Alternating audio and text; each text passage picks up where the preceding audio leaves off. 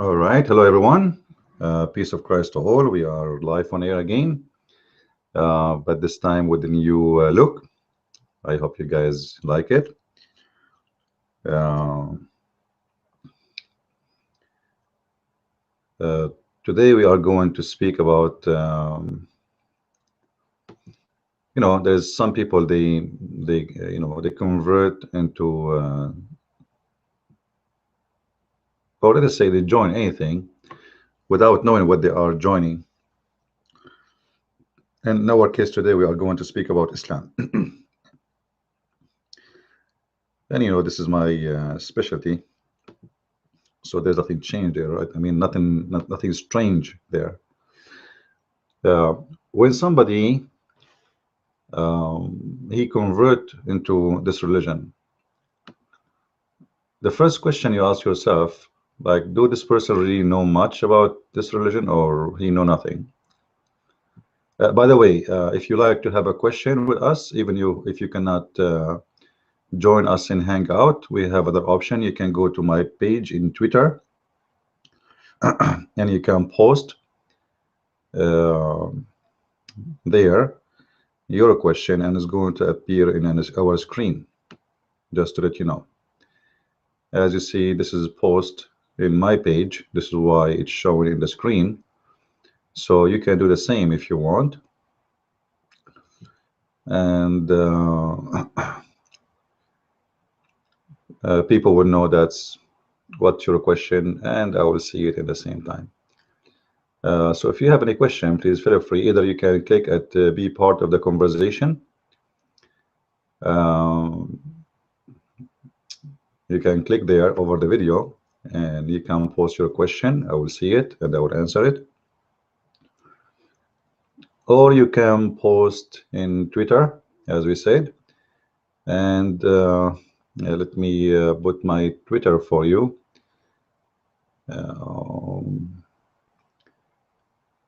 So you guys, you can see it. All right, here we go. Now it's going to start appearing in the screen so you can see it. And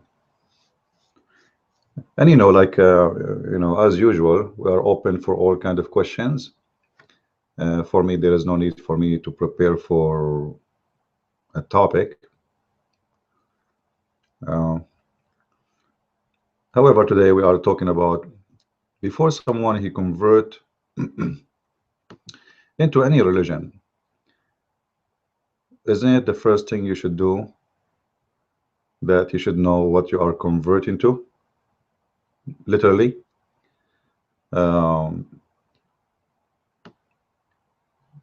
Why someone in the world want to convert into religion without knowing what this religion is about? And how much those who convert into Islam, they know really about Islam? Based on my experience, which is a long experience, most of those who convert to Islam, they leave Islam within 3 years maximum. And actually, they made a conference in Chicago about it.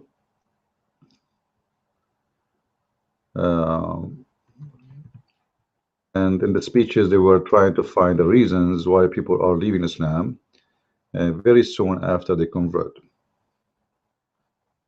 Like, what is a real reason, Now, I believe strongly one of the main reasons people leave Islam after converting to Islam, that's people, they find out that what they convert to is not what Islam is about.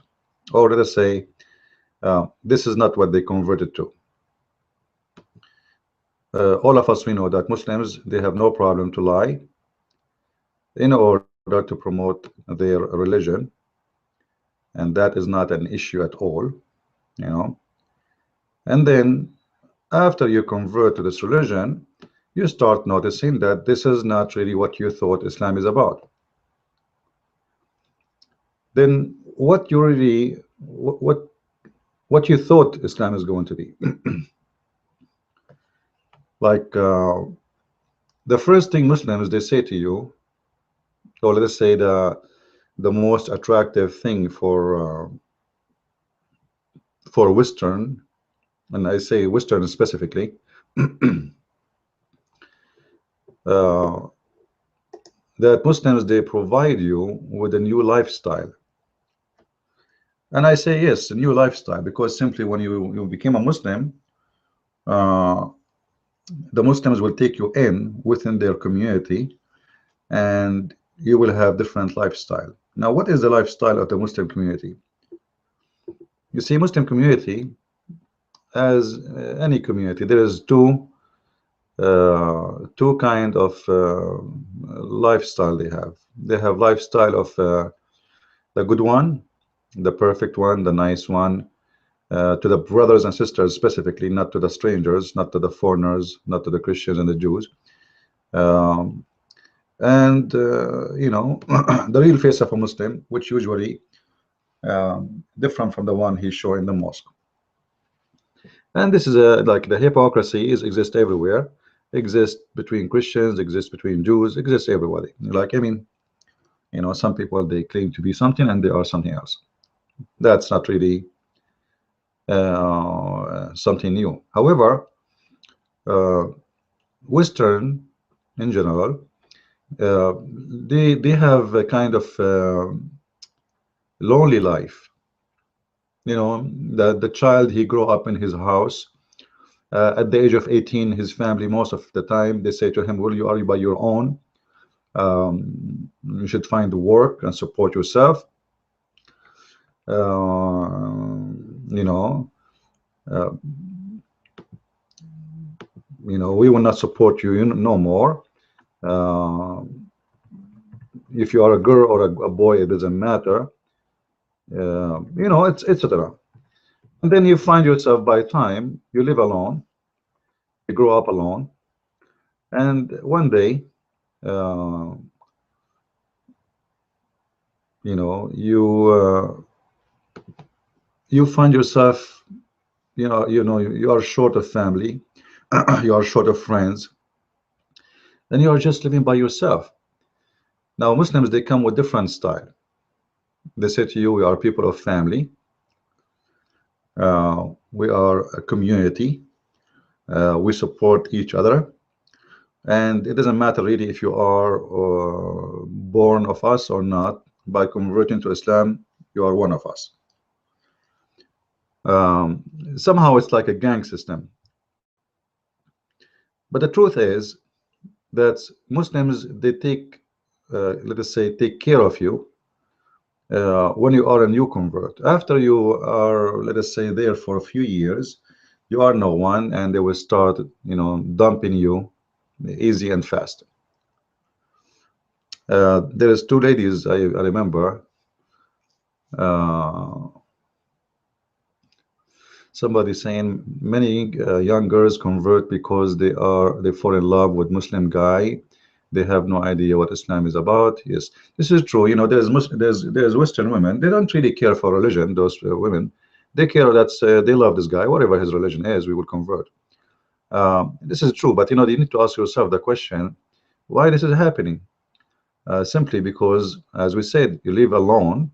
Those young girls, they are left alone in live alone society. All right, in a live alone society. So in this live alone society, what you expect? There's nobody to be with you. You are growing up alone. You work, you support yourself alone. You have nobody with you. And then a Muslim guy, he come and he say, hey, you know what? I am different from those Western men. We have our culture. We are different from the others. We are protective. We are selective.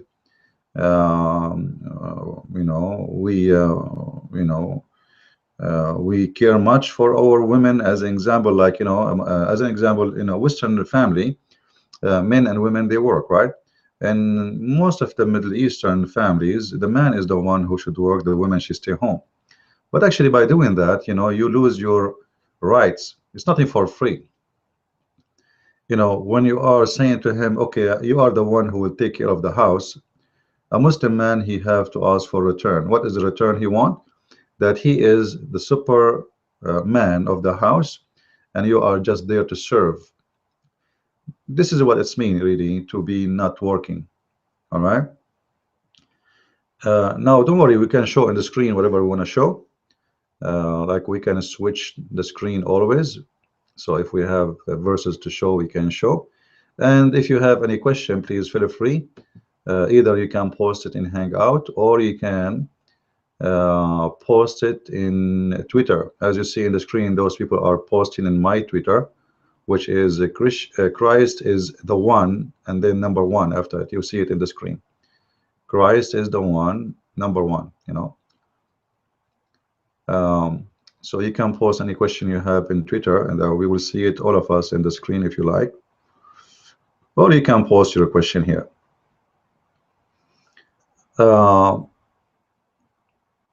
Actually, I'm reading right now from a Muslim website about why should I convert to Islam?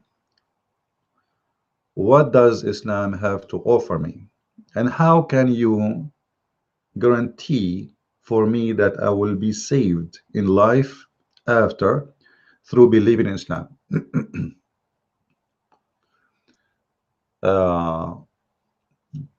Those are questions, supposedly. This is an article made by Muslims. They are saying that what Islam have to offer for individual, you know, what really Islam have to offer for individual. They are saying, just like in the religion Christianity as well, read the following from Jesus, peace upon him. All right, enter through the narrow gate, for wide is the gate, and the broad is the road that lead to destruction. So a Muslim now, he want to convince you to join Islam by quoting for you a verse from the Bible. Isn't it weird? Imagine you're asking him to explain about Islam, what Islam will offer me. He quote for you a verse from the Bible, and then he says, and by the way, there, a quick note, the word Lord in that verse does not mean God. You see, right away the Muslims are scared from what they quote. They are scared from what they quote. Like they quote Matthew chapter 7 verse number 13, 14, and 7, 21, 23. All right.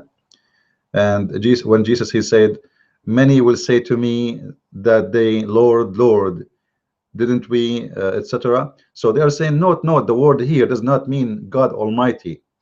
A Muslim is explaining to us what the word Lord mean there, you know, and you supposedly you take it to the granted because the Muslim, he knows more about us what Lord there mean. So simply, this is how the way the Muslim, they try to fool you. If you are a religious Christian, they try to quote even from your gospel. They don't have a problem to quote from a book which is their views anyway, and they try to manipulate the meaning of the words, and suddenly the Lord does not mean God, even though the word the Lord in the verse is coming with the capital letter Lord, and they try to explain to you the verse in the way they want, and from that verse they try to make you convert into Islam. Isn't it weird? So those people, they will not hesitate to use any kind of tool as long it's useful for them temporarily. All of us, we know that the gospel for Muslims is rejected. So why a Muslim is quoting the gospel for you in order to convert you? It doesn't make sense.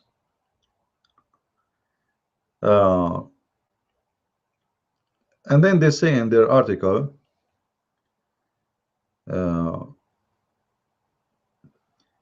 when Jesus quote Matthew 7, 13, 14, and 7, 21, 23, that Jesus suggests that most of people will go to hell, and that most Christians will go to hell. Most Christians will go to hell. Imagine how Muslims, they fabricate and they have no shame to lie about our gospel. He did not say most of the Christians will go to hell, because you Muslims say Jesus, Jesus too. Jehovah's Witnesses say Jesus, Jesus too. Mormons, they say Jesus, Jesus too. Seventh Adventists, there is many cults exist in this earth, and they are big by number, and they say Jesus, Jesus, right? So the Muslim right away just starts saying to you, you know what, Jesus said clearly that not every one of you will go to heaven, and most of you actually will go to hell. Look, I'm going to quote what is written in this article, word by word. Again, just to remind you guys, if you want to share with us in Twitter, you can share and your tweet will appear in the screen. And if you want to ask a question, you can click at the video, and we will be able to read your question in Hangout. In the top of the video, it says be part of this conversation. All right. So they are saying that when Jesus said, not everyone says to me, Lord, Lord, will enter the kingdom of my Father, he mean that most of the Christians will go to hell. Well, let me tell you the news, Muslims. That mean all the Muslims will go to hell. Let us go with the Muslim argument just to show you how funny and how weird it is. If those who say, let us analyze this this statement. If Jesus said, not everyone says to me, Lord, Lord, will enter the kingdom of my Father. Not everyone will say that will enter the kingdom of my Father. Well, that's wonderful. Then that's mean a big problem for the Muslims too. Why?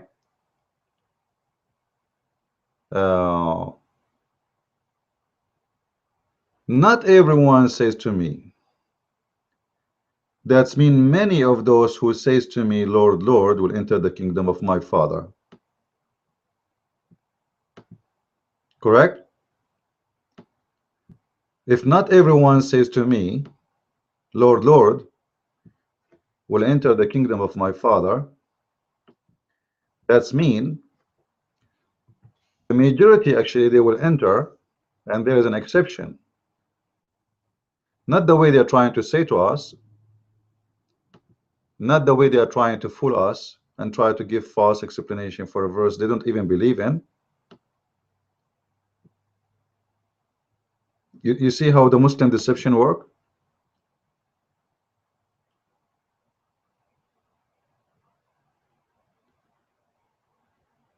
And instead of saying, you know what, let us look carefully at this verse. Let me put this verse on the screen so both of us, all of us, we can read it together. I think this would be better.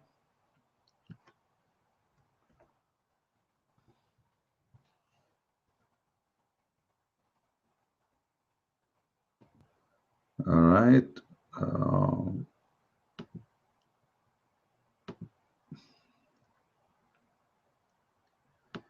Let us read the verses together.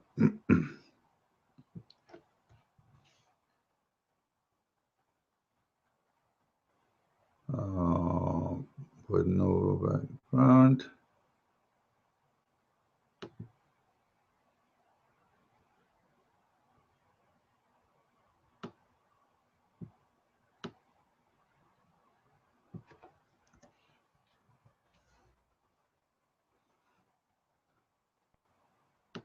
All right.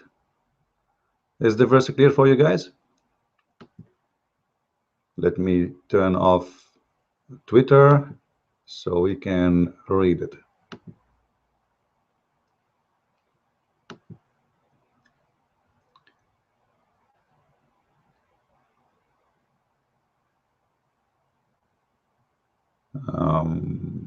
Look like Twitter is still bothering. No, we'll not turn Twitter off. Sorry. Here we go. All right.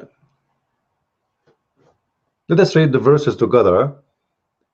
Not everyone who says to me, Lord, Lord, shall enter the kingdom of the heaven, but he who does the will of my Father in heaven.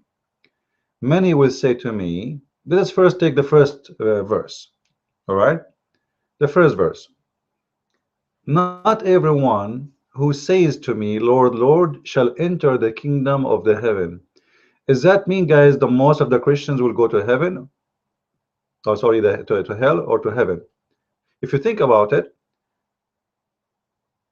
the Muslim, they try to make from the truth a false statement.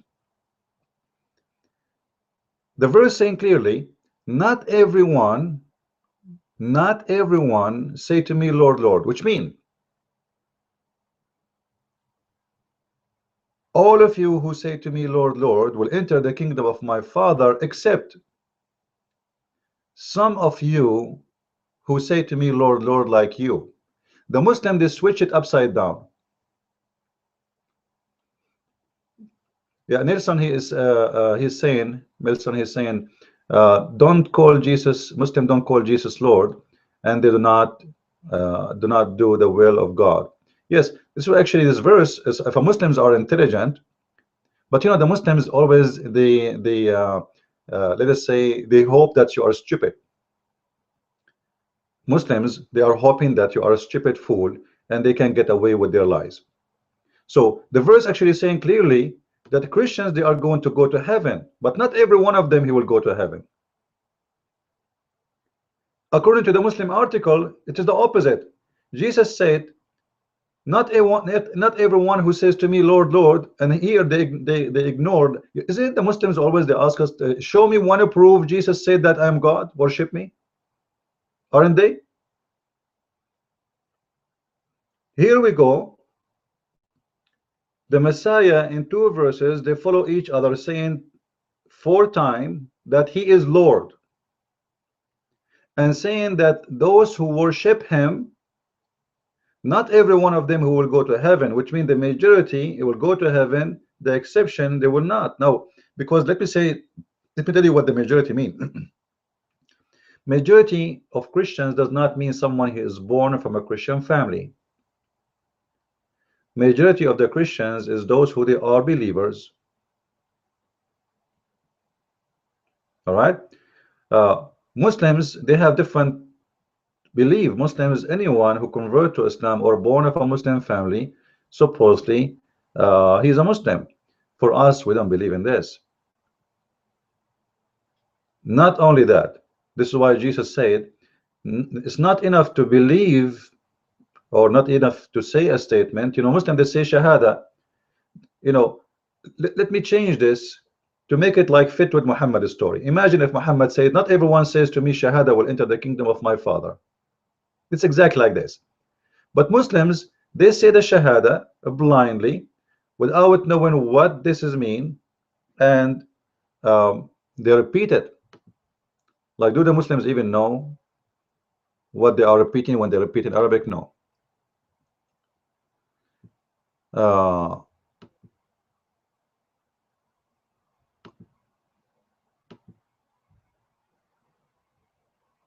Not everyone will say to me, God, God shall enter heaven, which means Christ, he guarantee us enter in heaven, but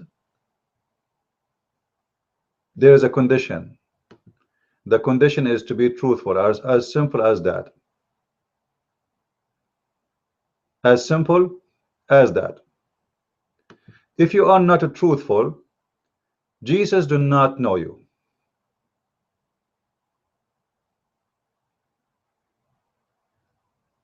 The Muslim, they try to make it something else. They switch it upside down. They see, Jesus, he guarantee you that most of you will go to hell. Let us go with the false argument. For the sake of the false argument, we say, let us say if this is true. But notice that in order to go and be with Jesus, you have to say and you have to believe that he is Lord, Lord, and to the will of his Father. The Muslims, they have a lack of intelligence. What Jesus confirming here, that you have no salvation unless you call me Lord, Lord. and you have no salvation unless you do the will of my Father.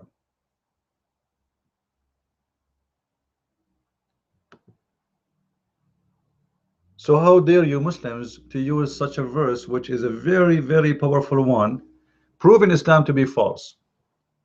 Because Muhammad, he said that nobody can trust Allah. Nobody can trust Allah. And I mean it in a literate way. Remember, we mentioned before the hadith where Muslims, they are not sure they will go to heaven or they will go to hell. Why? Not because of the verse here, like doing the will of the Father or the will of Allah in Islam, but because Allah is Makkar.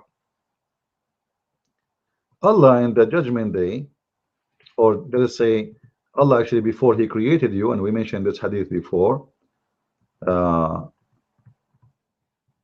you do all the work, you do all the work of people who go to heaven all your life, and then one day uh, what Allah written for you will overcome your destiny. Let me show that in the screen so we can share this and that. All right, let us go to the screen. I hope you guys are enjoying the new form of our broadcast. I hope you like it. So if we go, all right.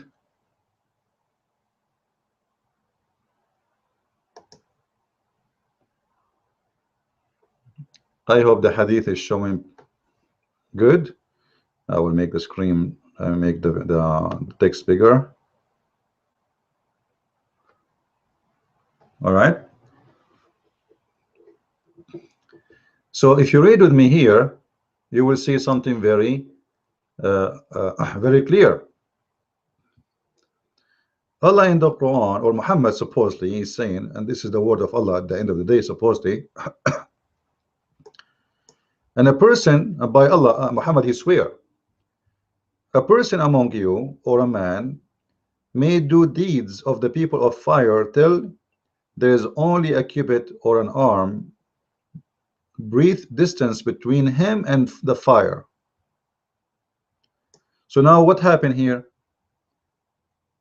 There's a person who is doing the deeds of hellfire, which means he is not a good person.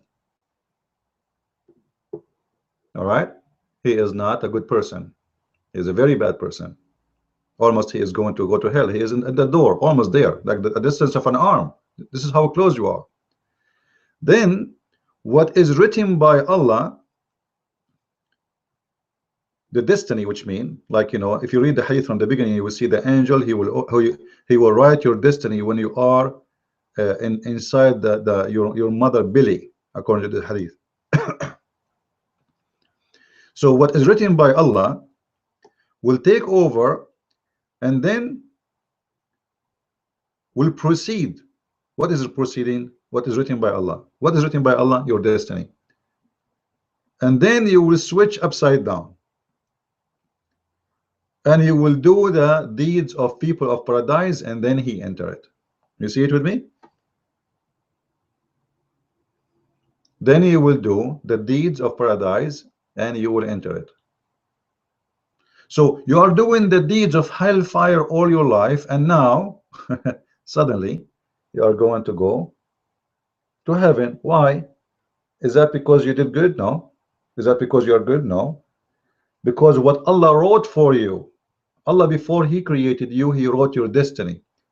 So how a Muslim, he want to prove to us, saying that Jesus said not every Christian will enter heaven unless he do say to me, Lord, Lord, and the kingdom, and do the will of my Father, when his heaven is obviously have no guarantee whatsoever. The only thing we see that there is written for me before my creation, and it doesn't matter what I do. I convert to Islam, I don't convert to Islam, I do good deeds, I do bad deeds, it doesn't matter. It is what is written by Allah.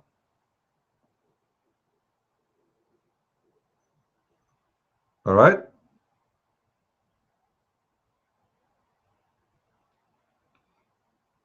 Again, guys, if you have any question, you can feel free. You can ask us in Twitter or in Hangout, and we will be happy to answer you. I hope what I'm saying is not too much complicated. As we see in the front of us,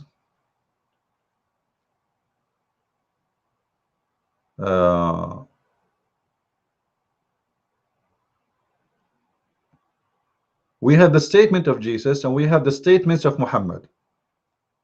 Let us see, and let us be honest here. You know, forget that you are a Christian or a Muslim or an atheist or whatever you are. Let us think about it without taking a side.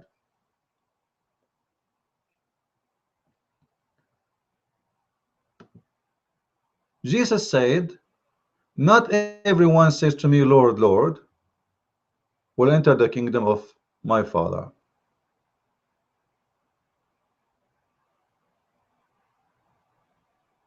So Jesus saying that, you know what, many of you who say to me, Lord, Lord, will enter heaven if you do the will of my Father. So there's two parts of the words of Jesus here, which Muslims don't want you to read carefully. If we go back, I will go back to the old text, Jesus text.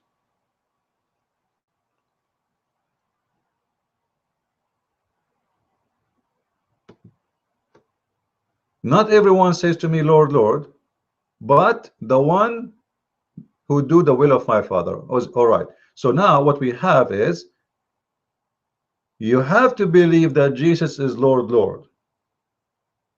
However, if you are a true believer, then you should do the will of my Father. So it's not enough to worship me and to accept me as your Lord, but you have to do the will of my Father, which is my will too. For me and the Father is one. Which means Jesus don't accept hypocrites. As simple as that.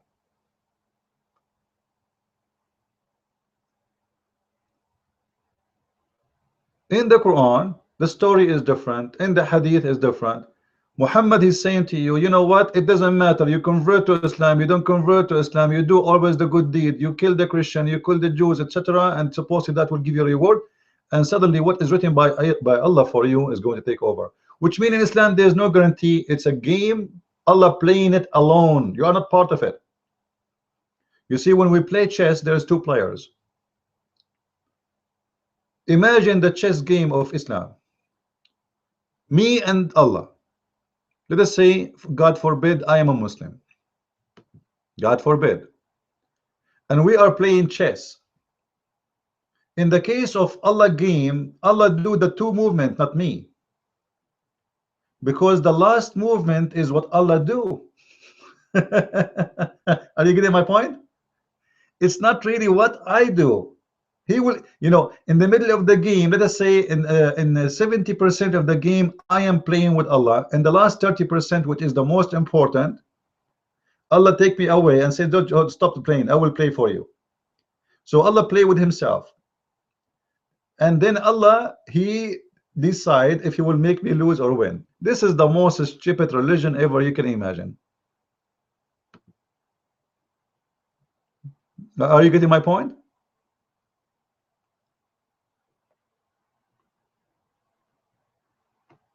Somebody saying here, so dread too, saying your question about the verse can be easily answered with this quote from Matthew.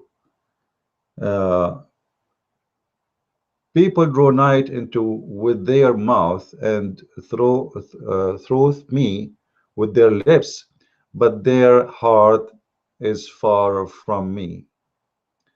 Actually, this is true, and this is explained more what Jesus meant by saying that. Thank you for sharing that, Sodred. Uh, Not everyone says to me, Lord, Lord, will enter the kingdom of my Father. Simply is nothing more than Sodrate said, that you worship the Lord. Actually, this is mentioned even in the Old Testament, and it's not the secret. People people worship the Lord by their lips, but not by not by their heart. And that is rejected in Christianity. In Christianity, we don't have such a thing. We have true believers, and we have uh, you know people who believe the Lord from all their heart, not people who they are going to play games and say to you, we say to you, Lord, Lord, by our lips, but in fact we don't believe in you and we don't worship you, and we will not do your will. Like, how you know someone to be a believer or not? Simply by doing the will of the Father. If you really you worship the Messiah, well, automatically your faith will show. What is faith? Faith without fruits is a dead faith. So right away you will be practicing the faith, and not by lips but by heart. And this is exactly uh, what our brother here he shared with us, uh, that you might say things, you can repeat it all day long. At the end of the day, what is important is what you mean by those verses or those words, if you really believe in it or you don't believe in it.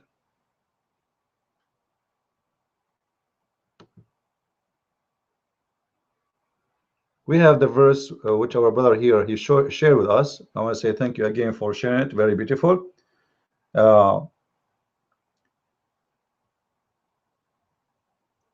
There is people who worship God by their lips,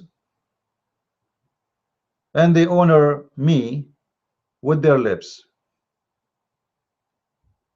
but their heart is far away from me. And in vain they worship me. What does that mean? In vain they worship me. People, they come with cults for their own glory. Well, let us collect donation.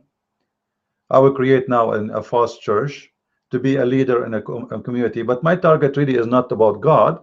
It's just to make a group of mine, so people they give me money, buy a big house, like we saw some preachers who wanna people donate so they can earn, they can buy an airplane. Imagine he's saying to people, I want to buy an airplane, right? So this guy who claimed to be following Jesus, he claimed to be a priest and a minister in a church, and he said to people, you know what? I worship Jesus. I honor Jesus. I love you, Jesus, in front of people. You have big speakers, big crowd listening, etc. Then he says to you, but you cannot stop me from dreaming of having an airplane because I love Jesus. So what is the reason for him to have an airplane? Because he loved Jesus. If you love Jesus, you should know that Jesus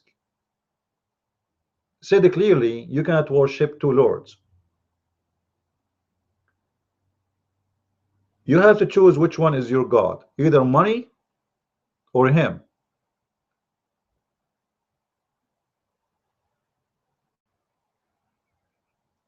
Correct? Either money or him. But you want to do both, it's impossible. So how you claim that you are in love with Jesus, but you are in love with your dream to have an airplane? Are we getting the point? If you are in love with Jesus, having a donkey will not be a problem, because guess what? Jesus himself, he did not even have a horse. He did not even own a donkey. All of us will remember when he went to Jerusalem, the donkey, it was not even his donkey. For sure he's our Lord, he owned everything, but I mean, he don't own anything. He never collect gold. He never even he worked. You believe it or not? So there's false teachers who they worship God in vain, teaching the commandment and doctrine of men. What does that mean? As we said, like buy me an airplane. I wanna, we come with all kind of excuse. You see, I'm not against anyone to donate some to someone. Because if he is doing this as a mission, this person he need to put bread in the table.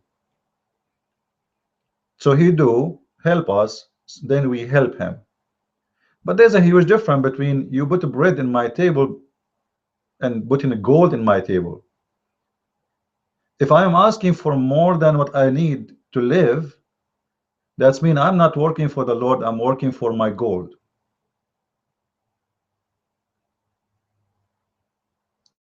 And that means I am worshiping my Lord in vain, and I'm working for myself. It's a business.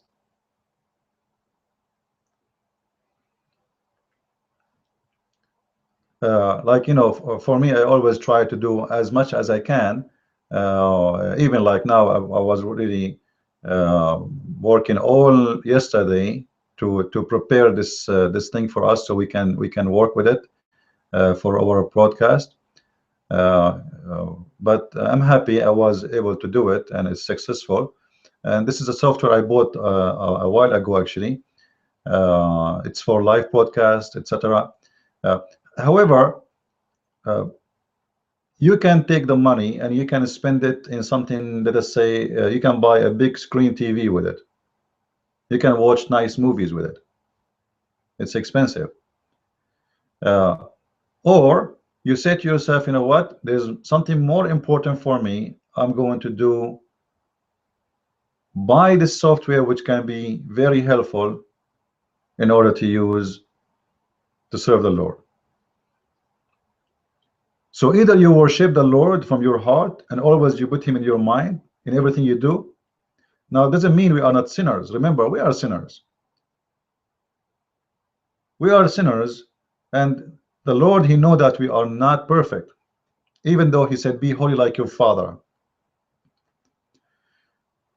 But the important is that you work for your Lord, not for yourself. And this is what Jesus is saying about, if you worship him by lips, but you don't do anything by your hands, as an example. What does that mean? This means you see someone is poor, someone is hungry, someone he is going to convert to the devil, to Islam, and you do nothing about it. You don't try to help him, to convince him, to explain to him. It's mean you are partner in the crime, and you don't really worship the Messiah.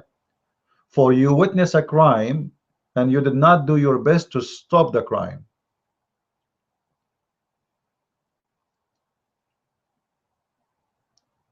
Are you following? So if we go to the verse before it,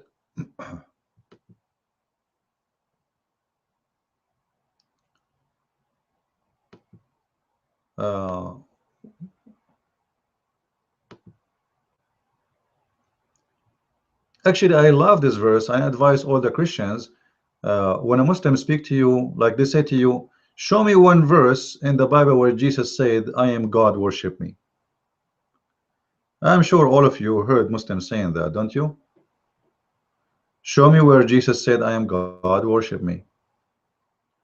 Here we go. The Muslims themselves, they are quoting the verse for us. Suddenly the Muslims, they know about it,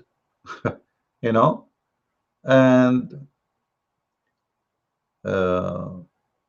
they are quoting it for us. In order for what? In order to say to you that Jesus does not grant you salvation. That's false.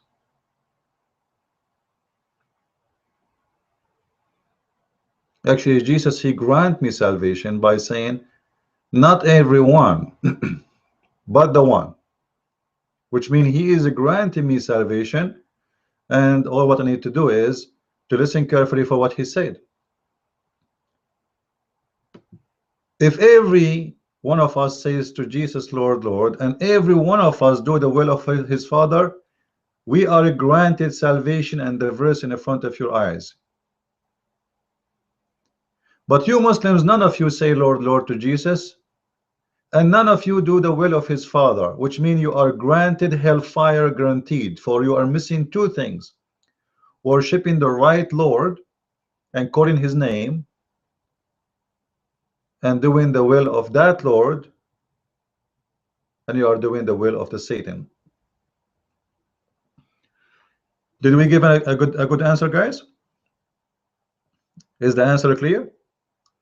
When a Muslim, he says to you, this verse is saying you are, most of you will go to hell. Say to him, you know what, even if you say so, it says that many of us will go to heaven too. By what? By saying Lord, Lord to Jesus, and by believing that he have a father. Muslims do not believe in Jesus as Lord, and Muslims do not believe that Jesus have a father. Don't forget the word father there. Correct?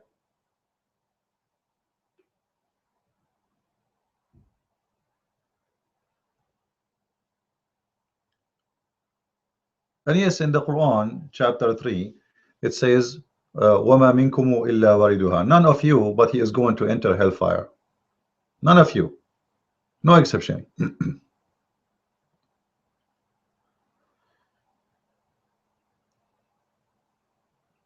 But actually, I believe more important from this post of hell and heaven in Islam is what Muhammad and what Islam teach about the destiny. There is a guy, he's trying supposedly to refute me, but as usual, Muslims, they shoot themselves in the foot when they try to refute me. They will never be able to do so. He said that this hadith I'm quoting for you is not really about God's destiny for me to go to hell. Oh no, this is about God. He knows what will happen for me in the future. False liar. You see, because this is make them in trouble, so they do not know what to do, so they come with a false teaching which is not even exist in their book. They have no problem really to lie and to fabricate. You know, Muslims have no problem with lying, seriously.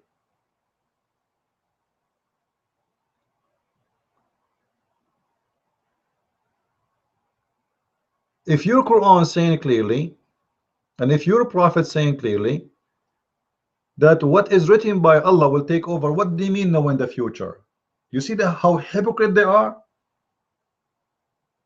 Instead of answering and being truthful when they answer, they lie and they say, oh, this is about God, we know the future. Liar. It says what is written by Allah.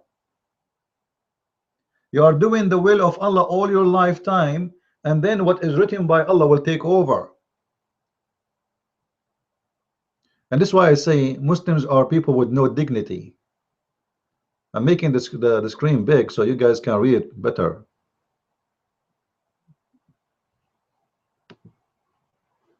It's very clear that it's not what do you do in Islam, it's not what you believe in Islam, it's not what you worship in Islam, is not even what you practice in Islam, but what it does only and does only by what is written for you.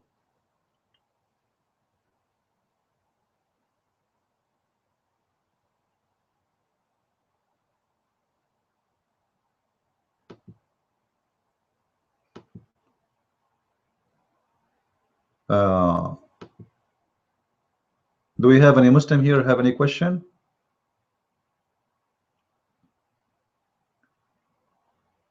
And this is why I find it very funny that a Muslim want to prove to us that we are going to go to hellfire, as we see in this article in front of us. You know, Jesus, look what it says.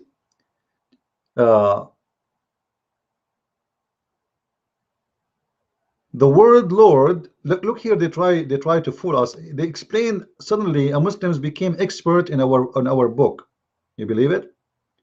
A Muslim who do not believe in our book, not even a word, he tried to explain to us. Note, quick note, the word Lord that was used for Jesus does not at all mean that he is God Almighty. Really, what it mean? Huh? Many people in the Bible were called lords and sons of God. No, no, no. Lord in the Bible, it's come, you know, when you, this is English, first of all. When you translate in English and you write the Lord with a capital letter, that make it God. And actually, we can show the same from the Quran. This is the word, just to show you the hypocrisy of Muslims. The word Lord coming from the word Rabbi or Rabbi. Rabbi. The same word is exist in the Arabic language and used by Muhammad because Islam is a stating language. Actually, Arabic is coming the same as Hebrew. It's coming from the Aramaic. However, Muhammad, he claimed that Quran is a pure Arabic, but the fact most of the Arabic is coming from the Aramaic anyway. So if we search for the word Rabb or Rabbi, all right, let us see here.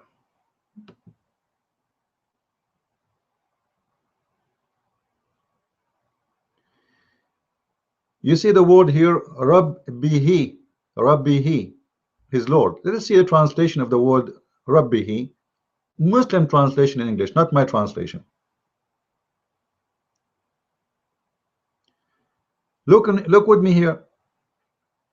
The word Lord is coming as capital letter. Allah is talking to who here? Talking to Allah. You see the hypocrisy? How come in the verse of Jesus the word Lord does not mean Jesus is God?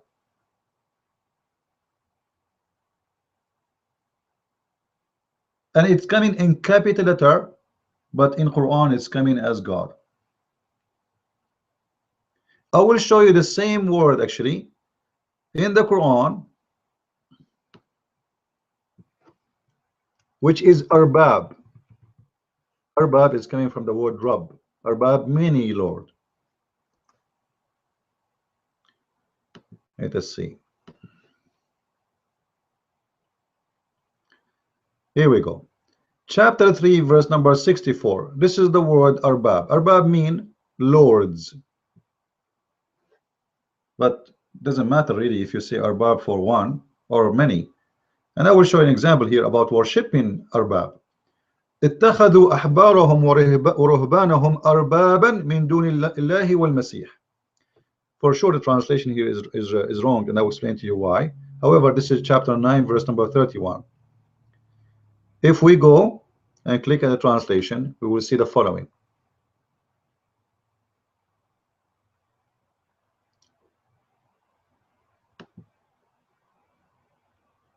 Look how they translate the word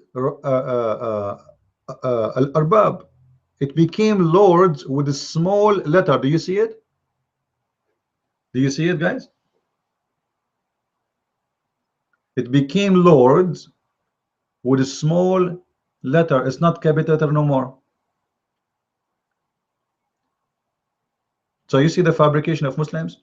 In English, when you make it a small letter, they are talking about a master, like you are a slave of somebody, you are a servant of somebody, etc. When you make it Lord with capital letter, that's speaking about God. Now, I said that this verse have wrong translation. Why? Because look what the verse is saying. They take their priest and their leaders as lords in derogation of Allah, and they took their Lord Christ the son of Mary. Hold on, you see it? What the Christians took their Jesus as what? As Lord in capital letter. Do you see it? Which means Christians, they took Jesus as God. So there's two lords in this verse. There's Lord, which is just a master of us who give us command, and this is here coming as lords, as we saw it. And there is Lord. When it's come to Jesus, he is the one we worship. So the Muslim, they know very well that Lord with capital letter is a statement of worship to God. You see how liar they are? So how come when the verse about Jesus in the Bible says Lord and it is capital letter, we say, oh, it doesn't mean that he is God Almighty. It's a childless explanation, very stupid. However, here there's a corruption in the translation. In the true Arabic, it says, those who took their rabbi and masters as lords instead of the Messiah and Allah. Look here what the translation came to be. They worship their Lord and their rabbi, their priest. They take their priest and their rabbi as the one who gives them commands instead of Allah, and they take as Lord the Christ, the Son of Mary. This is not what it says in the Bible, in the Quran. And the Quran says they took their priest and their rabbi, their elders, they took them as people to follow instead of following Allah and the Messiah. Let us read in Arabic together.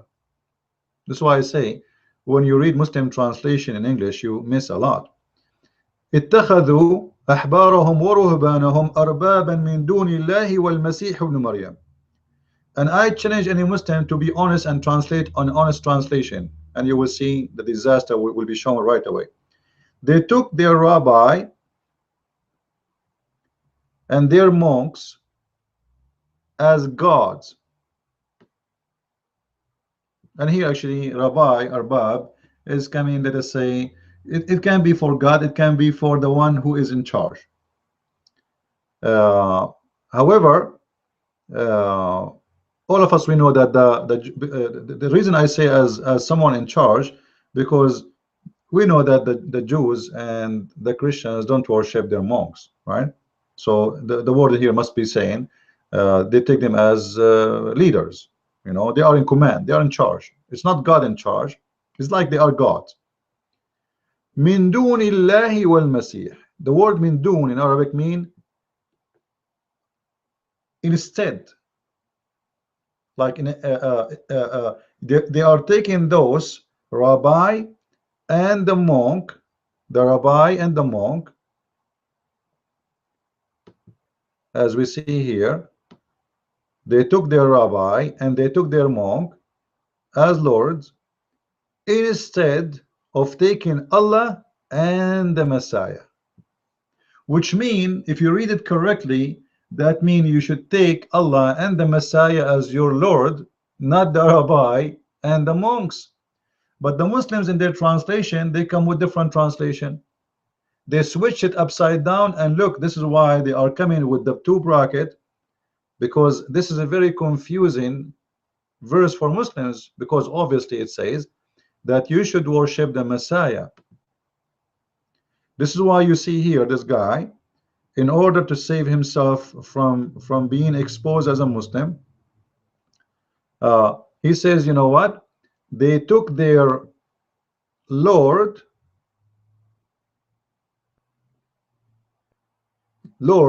as rabbis, and then he put between two brackets, and they take as their Lord Christ the Son of Mary. It doesn't say that,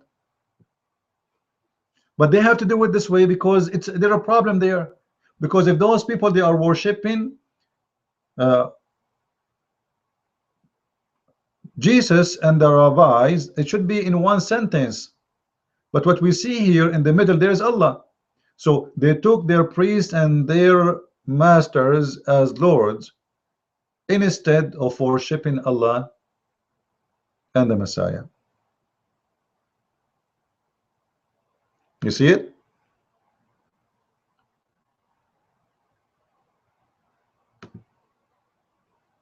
This is why I say you cannot trust a Muslim, and you cannot take his statement for granted in anything. Muslims are official liars. I'm not insulting. It is the truth. Don't ever trust a Muslim saying to you anything about his religion or your belief, even if you're an atheist. Because the main the main issue of talking to someone is to be truthful. If you are not truthful, there's no point of us to talk.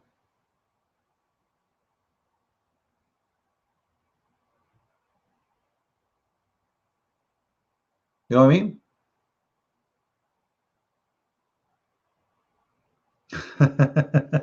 Somebody saying in the text, before I convert to Islam, I need a 356 Magnum to blow my head off. No, don't do that. Anyway, uh, the head will blow when you see how stupid this religion is anyway. So leave that job for us. Please, guys, invite your friends. This is a new channel. The old one, the Muslims, they flag it, so we cannot broadcast there no more. All right. But in this time here, if they flag it, we have all the correct information to go after it. Even we'll take them to court if they try to do so. All right.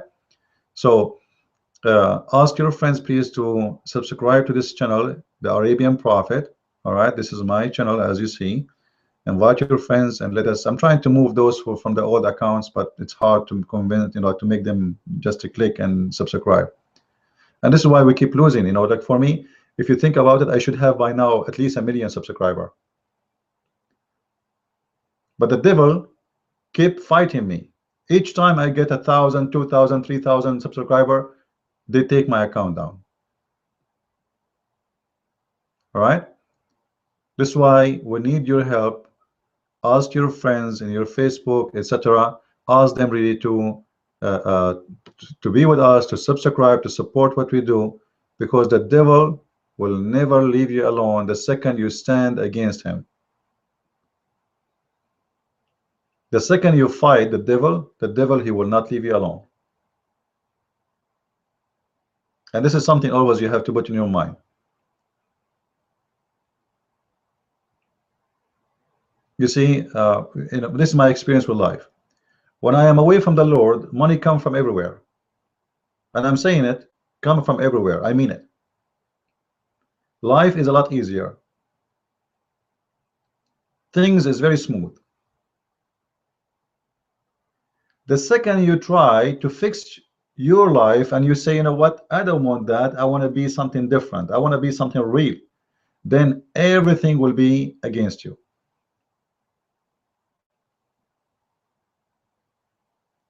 Again, if you have any question, you can send it to us by using your Twitter.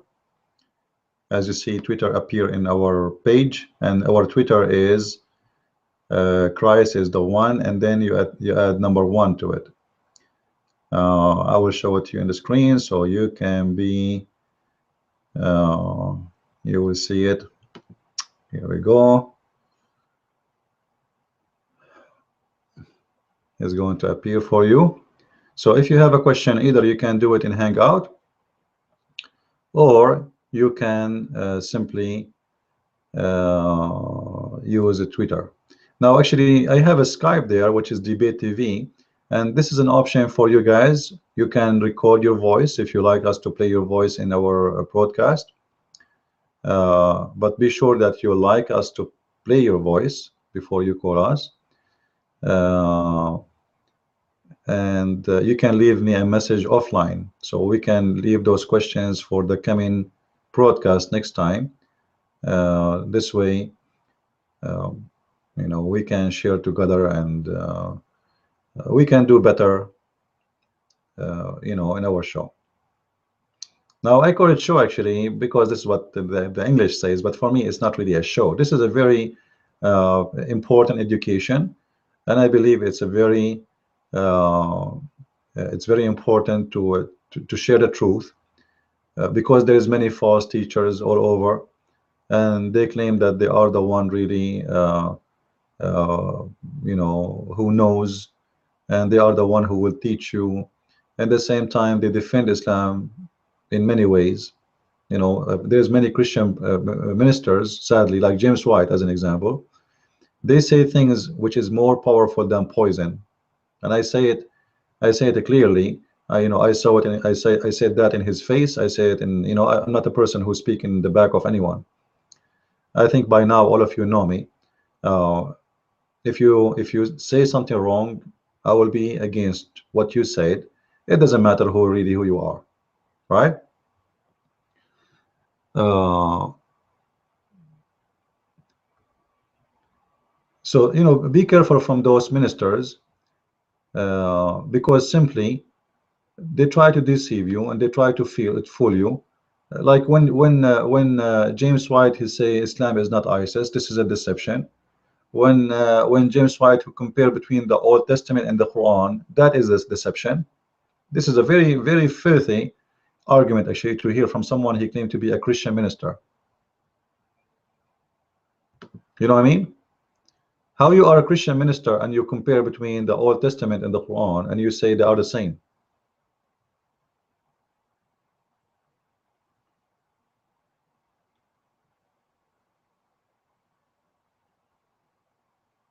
right?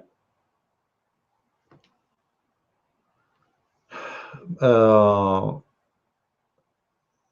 why WAIA, I don't know what's your name, hard to read it, but why are people who follow Islam think they can kill people without the command from God? I mean, God is speaking to them, not like now, just by reading words in the Quran. The fact, no, the Muslims actually, they are doing the command of their God to kill you. The Muslims are doing the command of their God, and their God spoke to them supposedly by the Quran. When the Quran says kill the Christians, kill the Jews, well, that's it. Their God, he said to that. Actually, the Quran say clearly, قاتلوهم يعذبهم الله بأيديكم. All right, fight them, so Allah will punish them by your hand.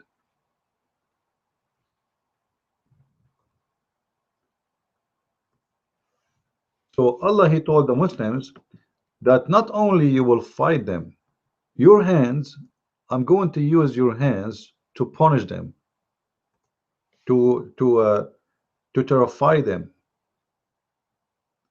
So yes, the Muslims, they are fighting you and killing you, uh, doing what is called the will of Allah. So you better correct your statement, because uh, the Quran make it clear that Muslims are fighting and killing because they are not really the one is killing you. It is Allah killing you by their hands. Chapter 9 verse number 14.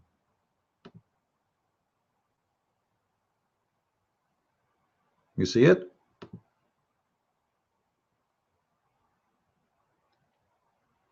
Fight them, Allah fight them, and Allah will punish them by your hands and cover them with shame, help you to victory over them. It doesn't say victory anyway, but fight them and help them, fight them, and Allah will punish them by your hands. What Allah will do? Allah punishing you by the hands of the Muslims. So when Allah punish in Islam, the God of Islam is not like our God. He cannot punish himself because he's a fake God. So what he do, he hired the Muslims to punish you and kill you by their hands.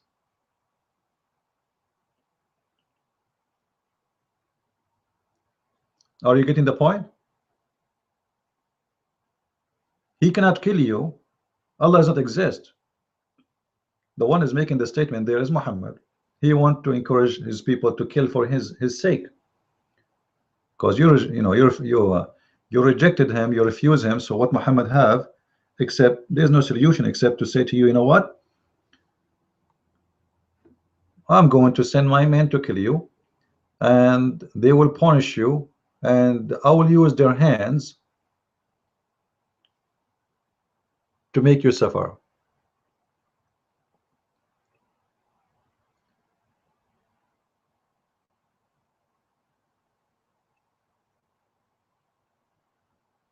You know, the brother here is saying we should burn the Quran, etc. No, actually, I don't advise anyone to burn the Quran. Why you want to burn it? The best way is to expose the Quran. You burn the Quran, they print another Quran. Uh, the best way is to expose it, and that will burn the value of Islam. That will burn the value of Muhammad. That will burn the value of Allah. That will burn everything Islam stands for. And this is what Muslims fear. Muslims really don't really fear someone burning their Quran. As you said, Uthman himself, he burned the Quran one day. So what a big deal, right? Uthman himself, he burned the Quran.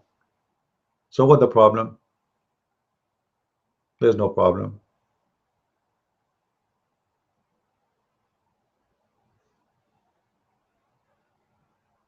That will not hurt Islam. You know, like when this gentleman, he is a minister somewhere, you know, he said, I want to burn the Quran. This is, for me, it's a childish move anyway. I support him because of a freedom of speech anyway, but burning the Quran is not really. You see, right now I'm burning Islam. Why I want to burn the Quran? You want to burn the book of Satan, or you want to burn Satan himself, right?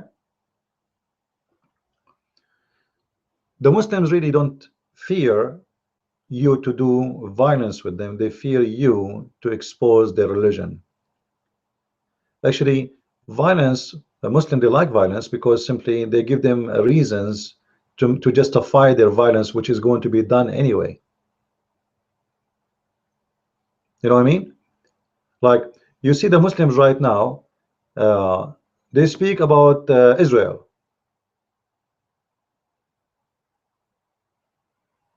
They speak about Israel. If not the Israeli Palestinian, they will not do this. If it is not, etc. Hold on, hold on. Those people, they never have peace long before Israel became a state. Like, who is the one was killing Muslims in the time of Uthman? Since Uthman, who is the one who killed Uthman? Who is the one who killed Umar ibn al-Khattab?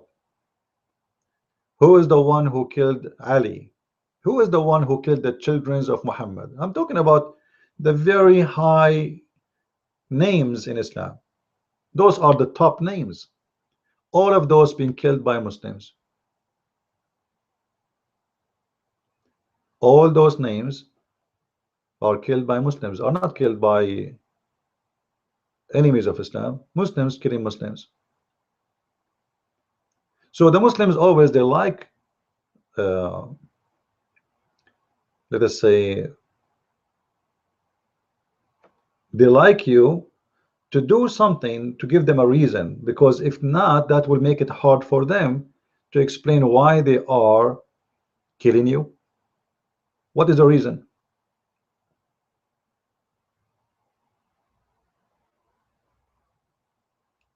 So when you do violence, Muslims, they love it. This is why actually I believe to win a war against the devil of Islam is not by war, it's by exposing what this religion is about.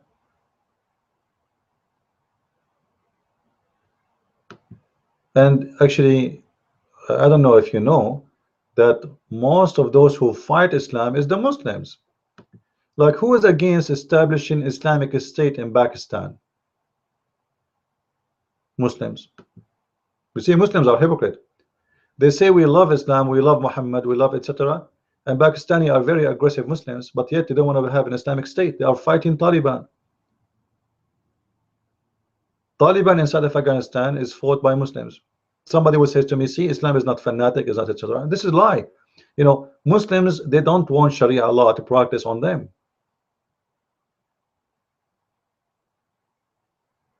but they believe in violence because they are Muslims.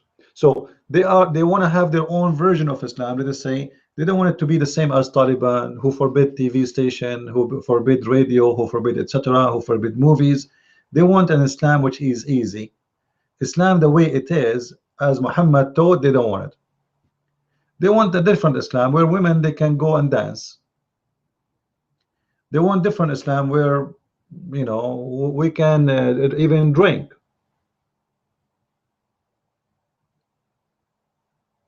So simply, those are not really real Muslims. And you know, if you think about it, they are apostate.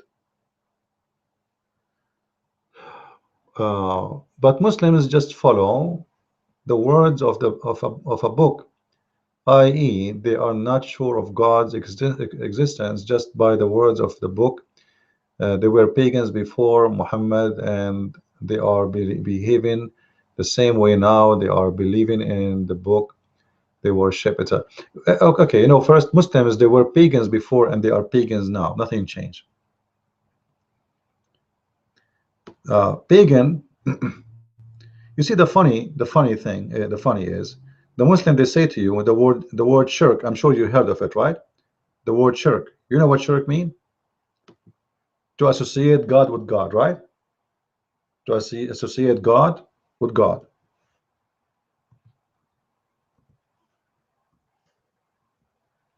We as a Christian, we don't have a belief in associating God with God.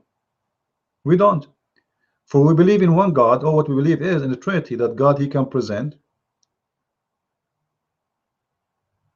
himself in his own way. So he come to us as a man. That's not different God. This is not a second God and third God. We have one God. All right. Let us read this together, and I will show you that the Muslim, they call you mushrik. They call you mushrik. Mushrik is the one who associate, who worship second God or third God with the true God. All right. The fact the one is a mushrik is the Muslims, and we can prove it in the front of your eyes in a second. All of us, we know that Muslims, they have to say shahada. They have to say shahada. What is shahada? You have to say that there is no God but Allah, and there is no prophet but Muhammad. All right, here we go. This is a shahada. The one who says shahada, we will go to kill him. Okay, a man came and worshipped to him. He said, go kill him.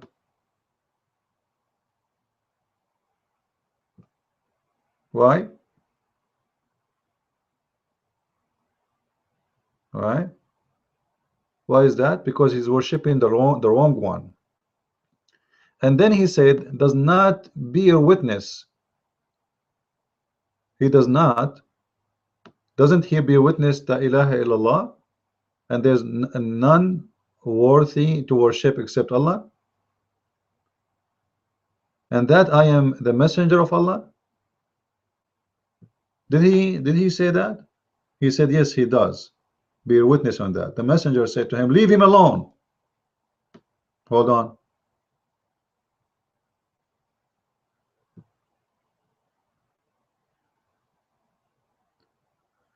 This is the hadith in Arabic for those who speak Arabic. So if you are a Muslim here, in case you speak Arabic, يقول أتيت رسول الله صلى الله عليه وسلم في وفد ثقيف فكنت معه في قباءة سترة. Then he said, فجاء رجل, a man, he came to Muhammad, and he said, and he started worshiping him. All right. One of the men, he says, go and kill him. Go and kill him. Why? Because he's worshiping Muhammad. Look what Muhammad did. Muhammad, he said to him, hold on. Did this man say the shahada? This man, he is worshiping me. Did he say the shahada? The one you are saying, go and kill him. Did he say that? Did he say the shahada, which means I witness that there's no God but Allah, and that Muhammad is his prophet? He said, yes, he does bear witness to that. Then the messenger said, leave him alone. Uh-oh. Muhammad have no problem with someone worshiping him.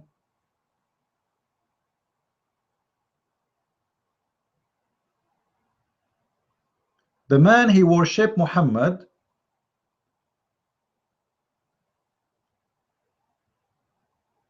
and taking him as God in a practice, but just because he said the statement that he bear witness that there is no God but Allah and Muhammad is his messenger, leave him alone. So in a practice, you can practice worshiping Muhammad. What is important is the statement. Are you guys reading with me? Is the screen is clear?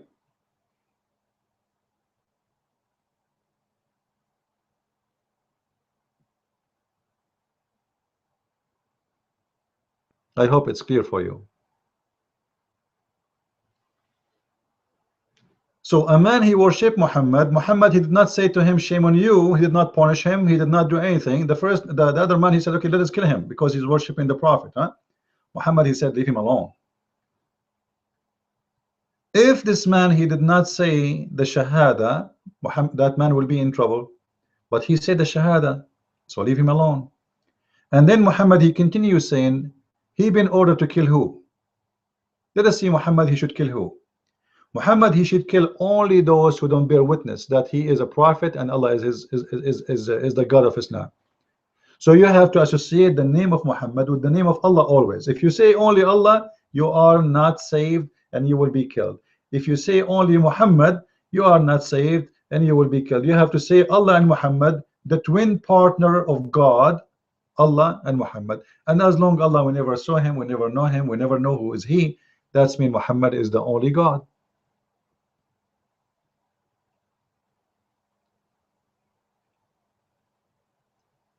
Are we following?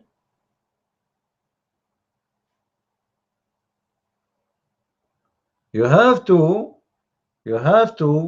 it's not enough to say I believe in Allah. No, you are not a Muslim. You have to say the Shahada, which is the name of Allah and the name of Muhammad together. Well, this is shirk, because you associate the name of God with the name of a man. Who is Muhammad anyway? Who is Muhammad? Supposedly he's just a slave of God. If you are saying I believe in Allah, like if the Shahada is saying I believe in Allah and his messengers and that's it, then we can say, you know what, they agree that Allah have messengers and we believe in all of them, no problem. But you have to mention Muhammad by name. Otherwise you are not a Muslim. So believing in Allah is not important really in Islam, it's believing in Muhammad. And as we see here, a Muslim man, he worshiped Muhammad. Muhammad have no problem with that. Muhammad, he explained, you know what, I have been commanded to fight all mankind until they say the Shahada, La ilaha illallah.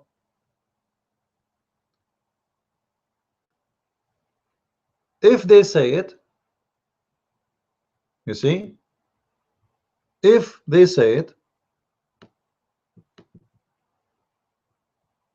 after they say the Shahada, so the fight will continue until they say the Shahada. This is the Shahada, no God but Allah. If they say it, then their blood and their worth became forbidden from me. Look at this thief. If you don't convert to Islam, not only he will kill you, he have a very, very much interest in your money. Are we following, guys? It's obvious, isn't it? Not only he will kill you if you don't convert to Islam, he will take your money. So if you want to protect your money and protect yourself from my killing, you better accept me as a prophet. Otherwise I am a gang. I'm going to kill you and I'm going to take your money. I'm going to take your wives and your kids. I'm going to take your property. I will take everything you own.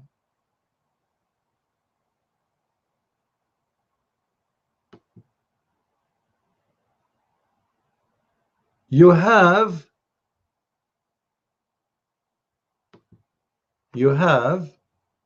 to say the Shahada, which is including Muhammad name, and this is the only choice for you to forbid Muhammad and his followers from going after your blood which make them vampire, and after your money, which made them thieves. And yet we see a bunch of liars saying to us Islam means peace.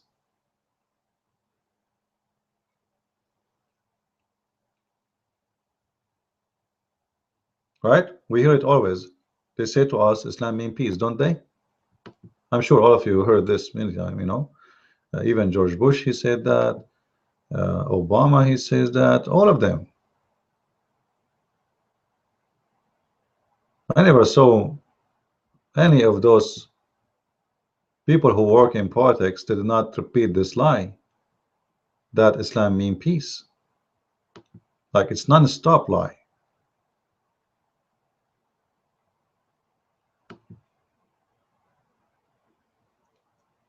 Is that the peace you are talking about? Someone says to me, because you did not say a sentence and you don't believe in me, I'm going to suck your blood, I'm going to take your money, I'm going to enslave your women, I'm going to rape your children, I'm going to make them my slaves, sex slaves, and all of this in the name of God, and my religion is peace.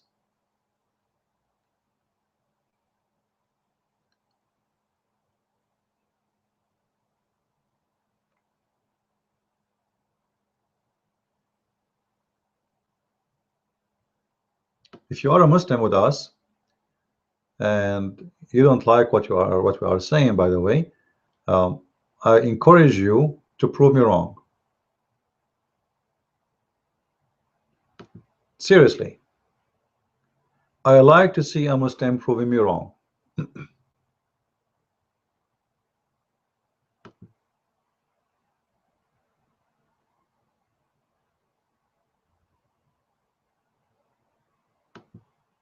Can you?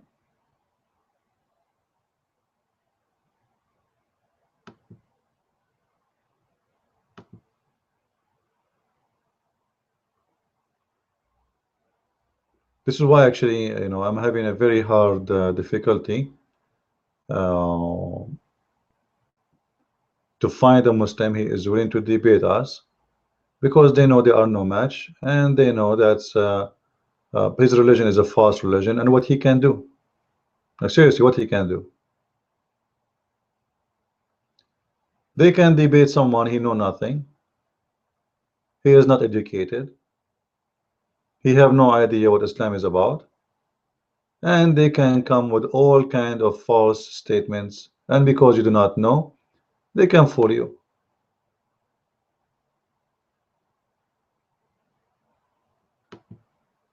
It's, you know, it's very simple.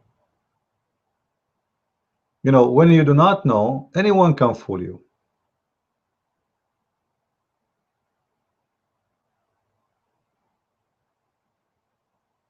Ignorance is a problem.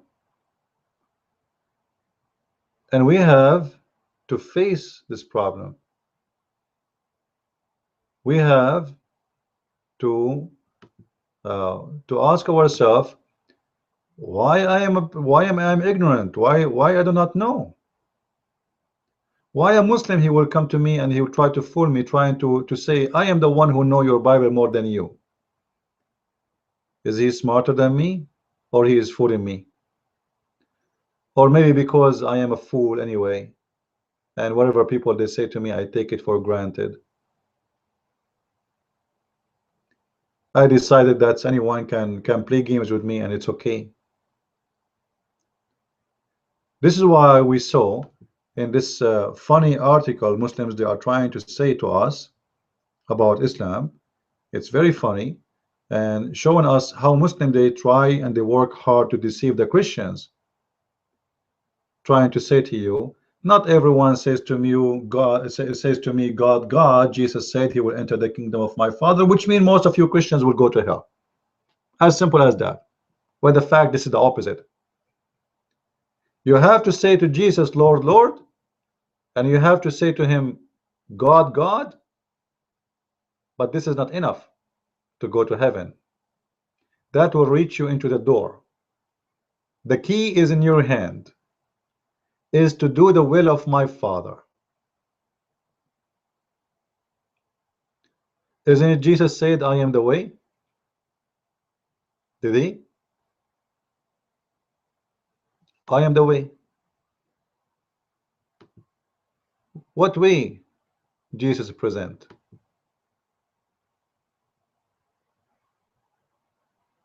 The way to heaven. I am the way, I am the door.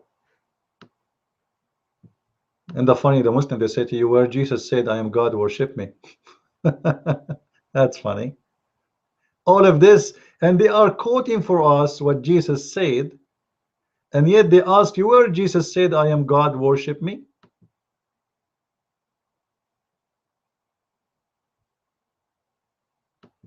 Can you show me where he said that?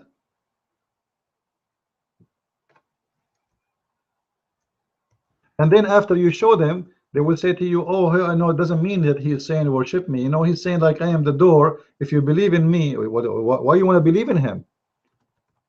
You should believe on God. If he is not God, why you want to believe in him? If he is just a messenger, you believe in God, not in him.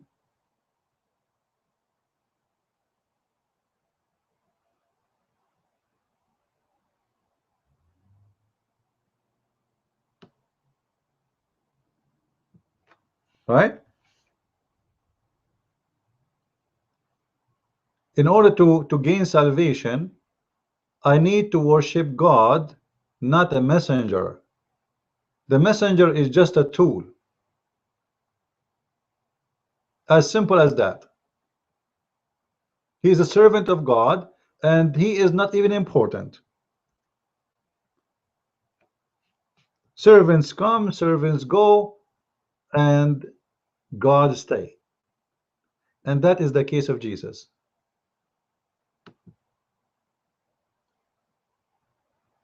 I mean to that, I am the door. If anyone enter by me, anyone enters by me, he will be saved. You see, when they say that you are not granted salvation in Christianity, you see how the liars? You see the liars? They say to you, Christianity never grant you salvation.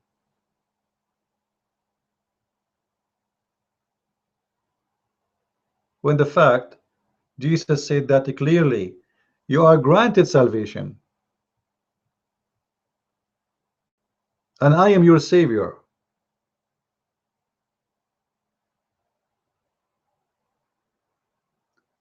And there is no salvation but by me.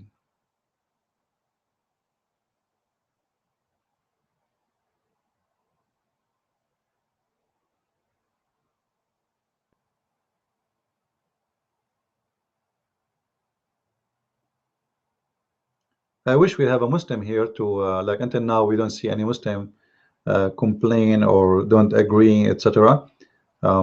Trust me, Muslims, we like to hear you. Actually, you know, for me, I'm always pleased to see Muslims are changing their mind about their Islam after watching my videos. In the beginning, they might reject, they might hate it, they might struggle with it, but if you think about it, after a while, they change. You know what happened with Muslims in the beginning, the same as what happened to a wild horse.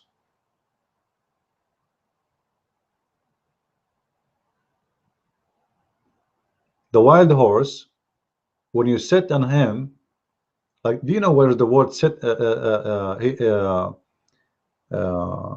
upset coming from? Don't you?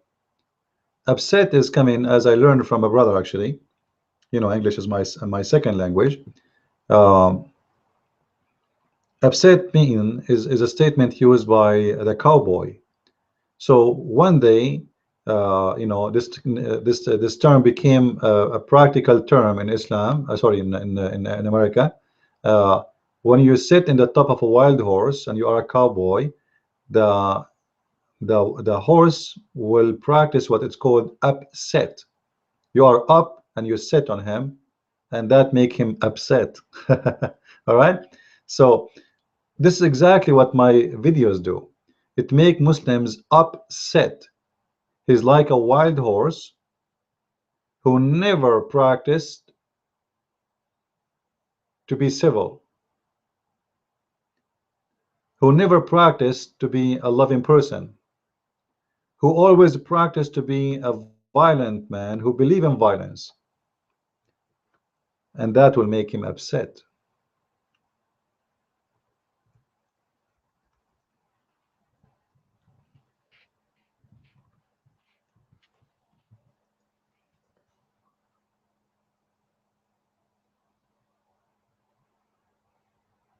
You know, if we go and look in the Bible, we'll see tons of verses speaking about who is the Messiah and what the Messiah will do and what he present. Same time, we can find the same about Muhammad, and we will find what Muhammad present is really ugly, very ugly.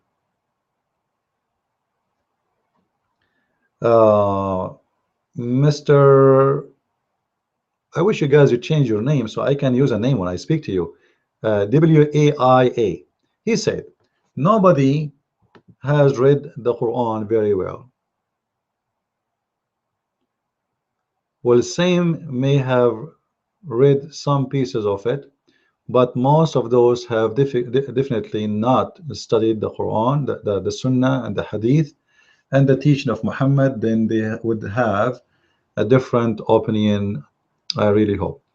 You know what you are saying is true, and this goes for Muslims. Most of Muslims have no idea what Islam is about. Seriously, like always, when I quote a verse for Muslims or a Hadith, uh, Muslims just tell me, where you get this from? This is not true. This is false. Like what?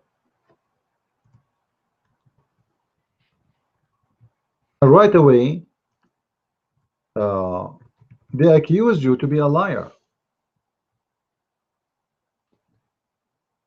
Sometimes, some of them, they accuse you to be a liar for making a statement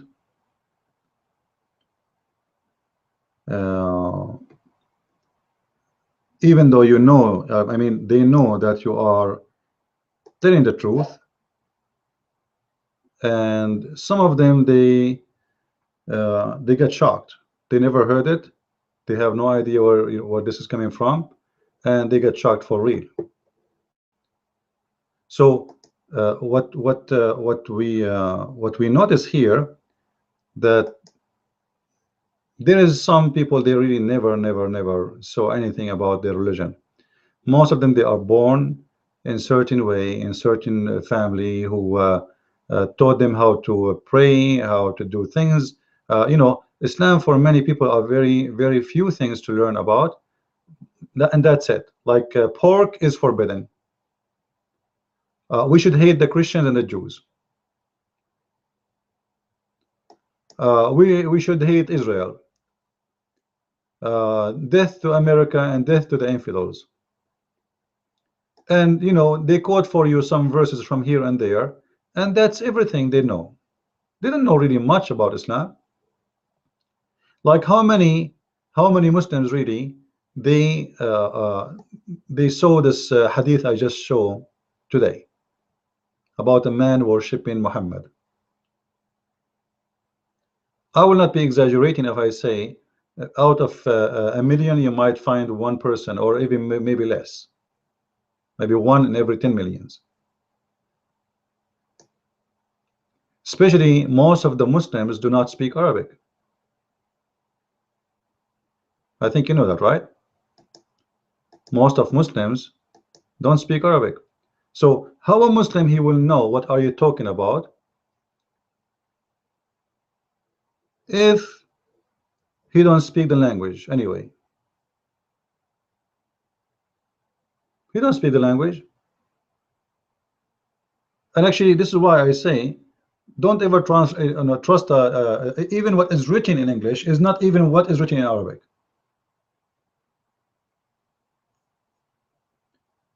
What is written in the side of the page, in the same page, is not the same what is written in the left page, the left side of the page.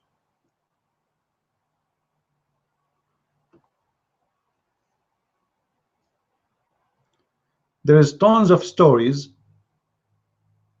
Muslims, in order to protect their prophet from being exposed, they will not give an accurate translation because that will be really bad. Like if we go to the story of Muhammad ordering a woman to give her breast to feed an adult man.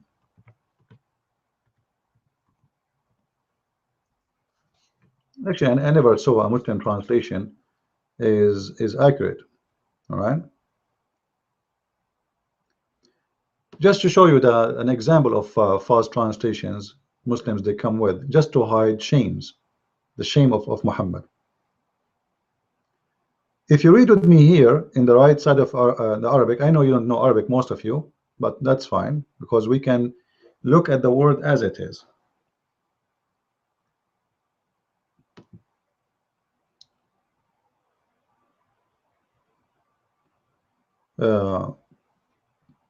This is a story about a woman. She came to Muhammad, complained that there's a guy, he is looking at her in a sexual way. He's, let us say, he's trying to seduce her to do sex, etc.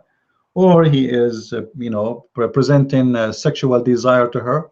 So she came to him asking for a solution. Look what Muhammad said to her. The English story here, it says, the woman, she told Muhammad, I see in the face of Abu Hudayfa, Karaha, etc., etc., because of Salim, etc. So this man, he come to her and he look at her in a bad way. So she want to know how she can stop him. Muhammad, he said to her, suckle him. Suckle him.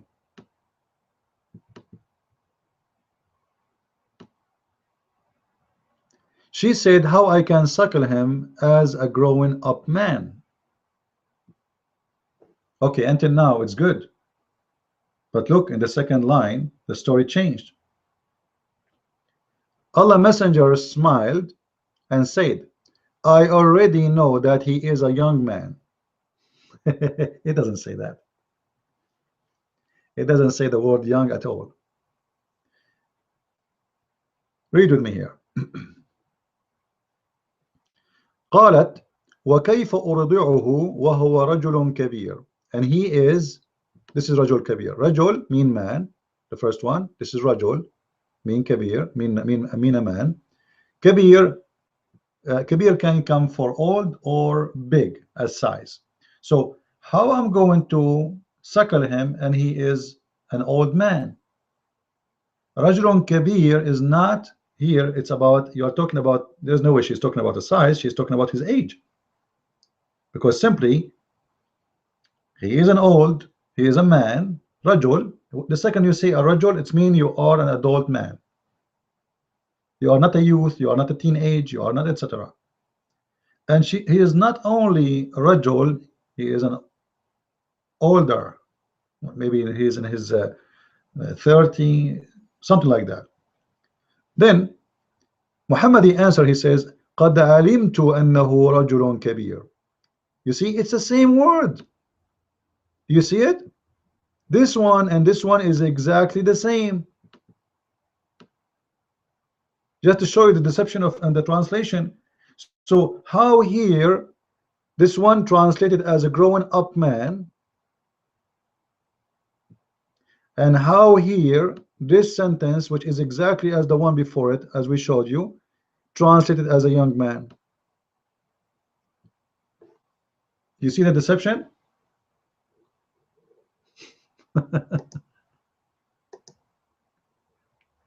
Didn't know what to do with this. It's very confusing. Why the Prophet is ordering a woman to make a statement like this, ordering her to give her breast to a stranger. And you know what? Since when, if a man is horny for a woman, if a woman she gave him her breast, he will cool down. Have you ever heard of such a thing?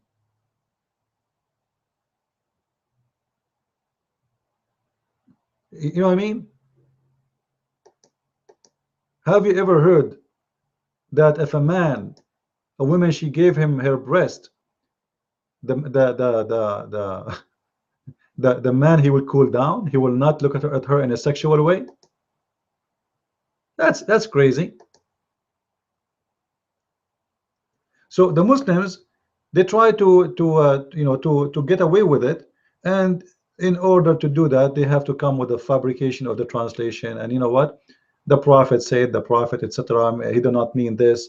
And some of the translation, actually, they say they translate they took the word suckle him, and they put let him drink milk. From suckle him to drink milk, there's a huge difference between suckling and drinking, right? There's a big, huge difference between this and that.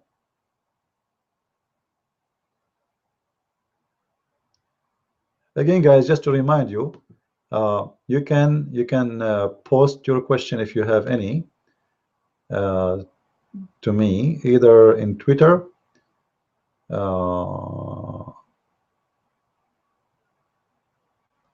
you can do it in Hangout, and actually you can do it even in Facebook, but you know, I'm not checking Facebook every second, so it's better if you do it in Twitter maybe, because that will make it appear right away in the screen and we will see it as you see with us. All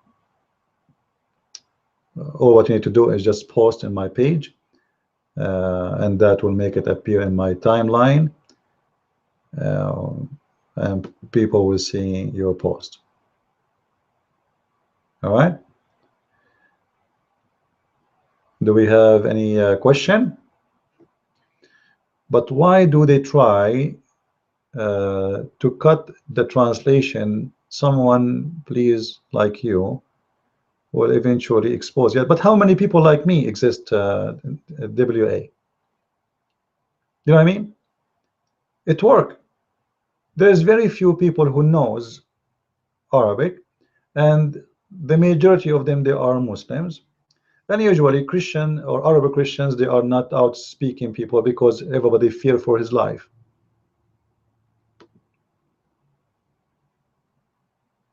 You get my point? Like, do you know how many death threat I get every day from Muslims just for doing this what I'm doing?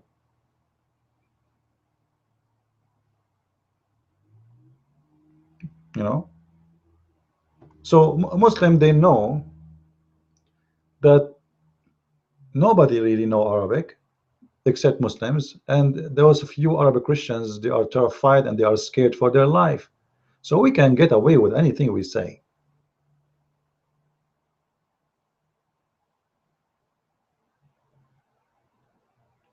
And this is why many of the Western until now, they have no idea, even after all what happened.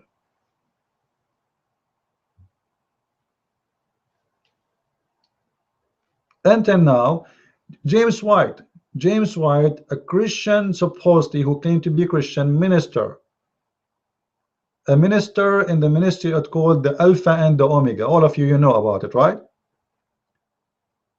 Well, how many times James White, he defended Islam, and he said, actually, he said clearly, Islam is not ISIS and ISIS is not Islam.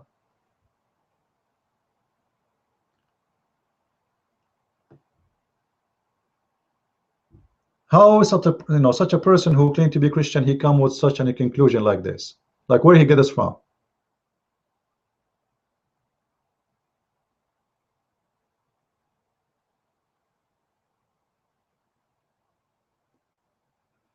Right? I will tell you, you know, this man is a businessman. He don't want to say something will make the Muslims angry, and that will make them go after him, seeking death and violence. So what we do, we say things will make Muslims, let us say, don't have a temper against me. I will not say clear statement that Muhammad is an ugly man. I will say, I just believe in Jesus, you know, and the Quran is not convincing me. So he prefer not to say things as it is, because simply he don't dare to say it. He is being hypocrite to the Muslims, so he defend Islam, so the Muslims will not be upset from him.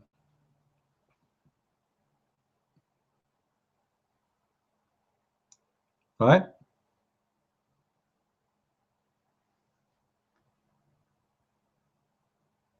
My Twitter account will appear on the screen. Just follow it and tell your friends about it. Here we go. It's coming.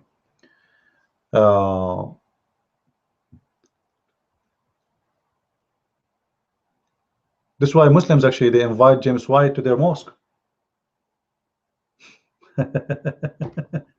You believe it? James White, here we go. This is the Twitter account. Christ is the one, and then number one with it. Why Muslims want to invite a Christian minister to their mosque?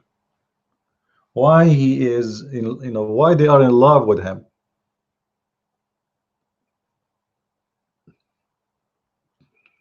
The second Muslims they start praising you, it's mean there is something wrong with you.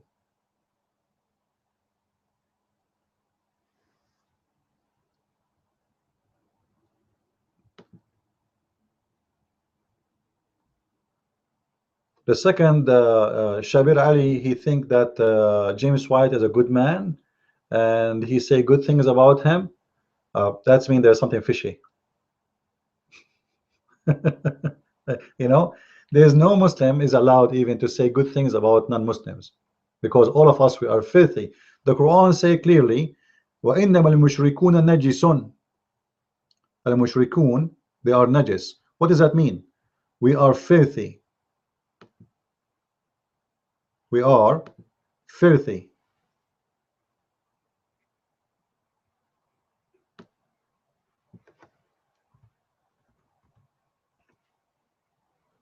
As we'll see in the front of us. Let's take Twitter off. Look like until now none of you is asking questions. I see just post, but nobody asking questions from Twitter. That's all right. So if you go here in chapter 9 verse 28, it says, يا أيها الذين آمنوا إنما المشركون نجس. The mushrikun is what? Is najis. If you see the Muslim translation for the word najis, will make it any clean. That's not true. Najis is not only any clean. Najis means you are filthy. And your filth is not about taking a shower. You are a Satan. You are evil. It's more ugly than just you are not clean. This is why in Saudi Arabia, if you die in Saudi Arabia, they will not allow you to bury a Christian or a Hindu or a Buddha in Saudi Arabia. You can work there, but you cannot die there. You can work there, but you cannot die in Saudi Arabia. Why? Because you are najis. You are filthy. The false Muslim translation, this is actually right now, after I finish my book number 4, I will go back and work in Quran translation. So I am expecting maybe 6 months from now, maybe less, I don't know, depending how much I work in it. I will have my Quran translation ready to go. Look, it says, "Oh, you believe the idolaters only are unclean." So Muslims actually, they are the first religion in the world who have no go zone. We are not only allowed, you see in here it says, don't allow them to enter the worship place. But the fact we are not allowed to enter the whole territory of Mecca and the whole territory of Al-Madinah. This is not about just worshiping place. This is no-go zone. And the no-go zone is very clear. There's places you as an infidel, you cannot go to, otherwise you will be killed.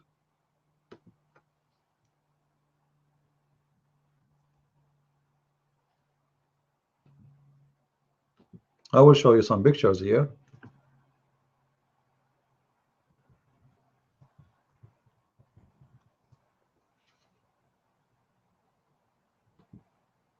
so you can get an idea what I am talking about.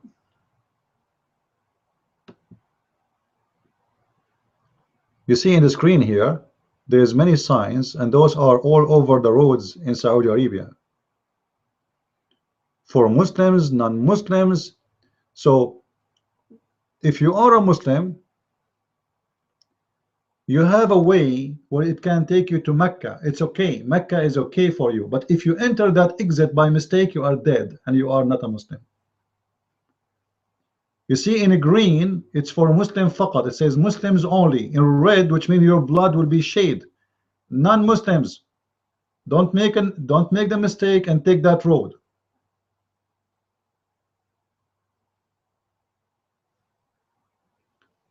Islam is not only anti-human. Islam is really a very aggressive religion. Take things in a very wrong way.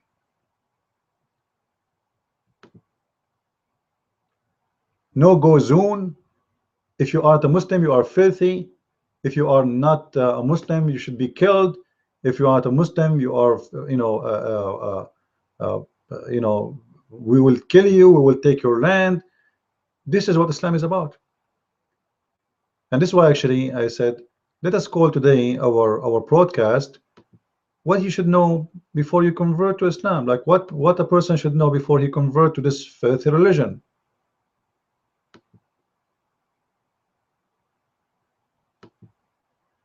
Shouldn't we know what this religion is about?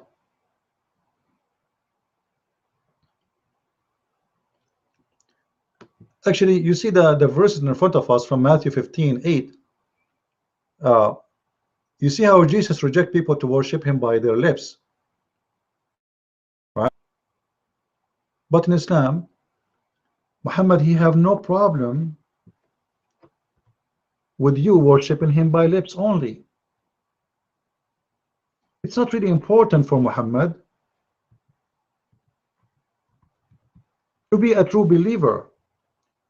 What is important for him is to surrender.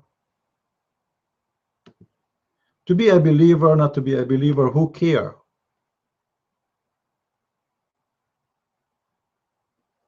What is important is you surrender to him and you convert to Islam, and the rest is not important.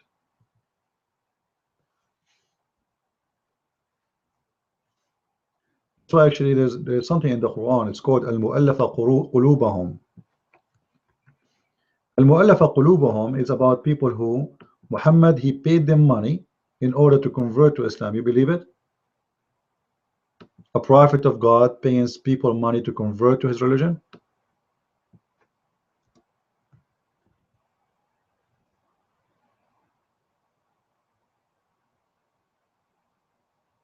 Why a man will do such a thing?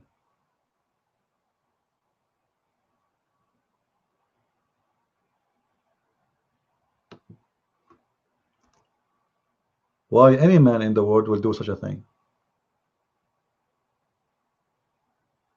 It doesn't make sense.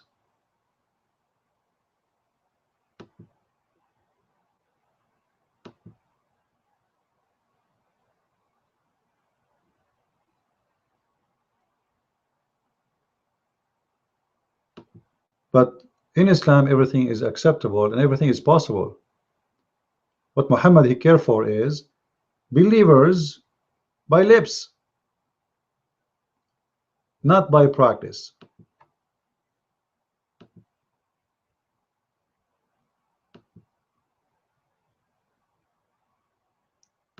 You practice, you don't, it's not really important.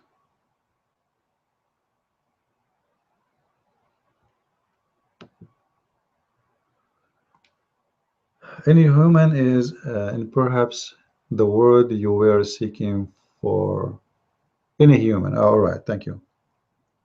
Well, all of you know that English is not my first language. Still, I'm happy that I can, let us say, reach out to you guys, even with my English is not really perfect. I mean, it's far away from perfect, but isn't it beautiful that God, he sent someone from far away to speak a language you know, and a language the one who hate God know, and he can make a bridge between you and what they are about to learn. In other way, you know, God, he use us by his wisdom. You know, sometimes I ask myself, why even I came to America? I'm not really sure. You know, maybe as I don't like to share private stuff about me, but you believe it or not, I came here to the state supposedly to spend the Christmas time. That's it. I never thought I would stay in America and live all my life. So look like the Lord, he have a plan for me in different way, and this is what we have.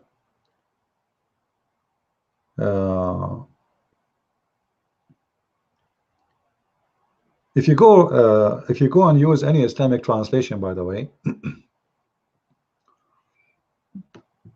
most of the Muslims, when they translate the Quran, they translate the word Islam or Aslama as to believe the fact, the true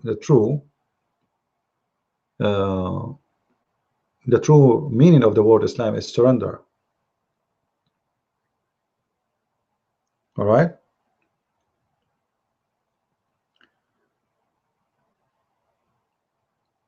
Like if you see here with me this verse, I hope it's clear with you. Let's make it more. All right. Chapter 48, verse number 16. Muhammad is making a threat to who? You're reading with me, right? Muhammad is making a threat to the Bedouin. Who is the Bedouin? Anyone knows? Those are the real Arab, aren't they? So Muhammad making a threat to the Bedouin, what is the reason? They did not join him to Islam and join him in his fight in the same time. So you do not join Muhammad in his fight. You do not join Muhammad by converting to Islam, because by converting to Islam you became a soldier for him anyway. You became a slave. So Muhammad is making a threat to the Bedouin, the Arab, who lag behind. And look what the threat is about. Islam is peace, isn't it? You shall be called to fight against a people given a great warfare. Then you shall fight them, or they shall surrender. Then if you obey, Allah will give you a fair reward.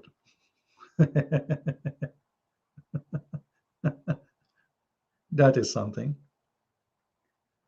All right. Let us see a different verse here.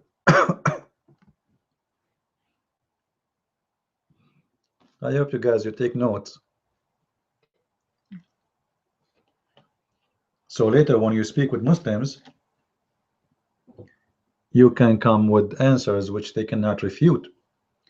The Bedouin say, we believe. Okay, what the Bedouin said? Who is the Bedouin, by the way? The word Bedouin here in the Quran is Al-Arab. Al-Arab, which means the Arabian. The Arabian people say. We believe. So what the Arabians say? We believe.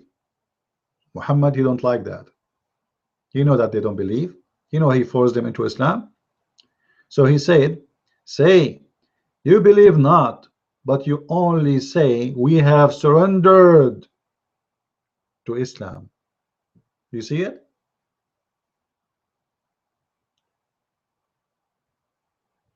Do you see it, guys?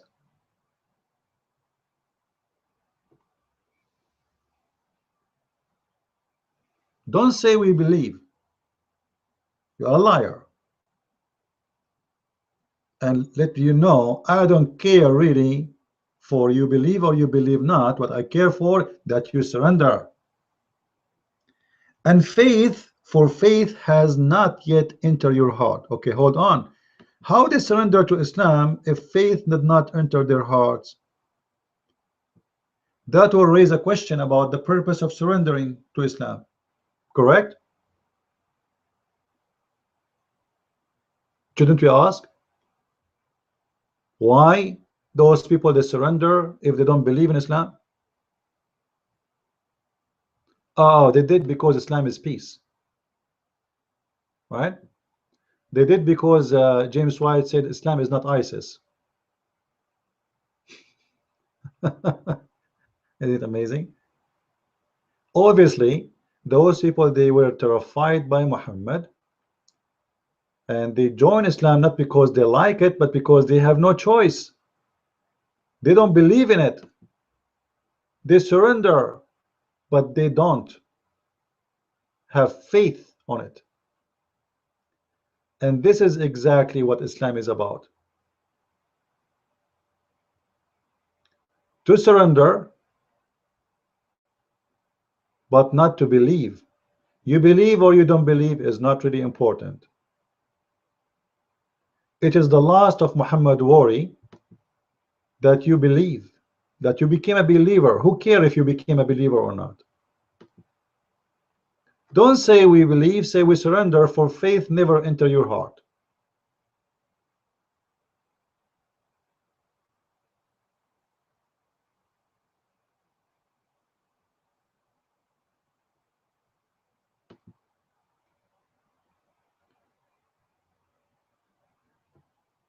I hope the sound is good because I hear the fan of my computer is coming high a little bit. Is it good on your side, guys? Is it good on your side? Let me know, please. Look like my computer is suffering from too many applications are running. Uh,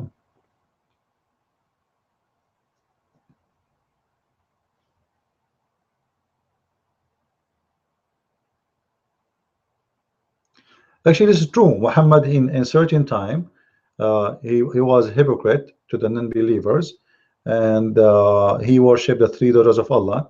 But later, when he found that this is exposing him, so he changed his course and say, "Oh, this is Shaitan. He put words in my mouth.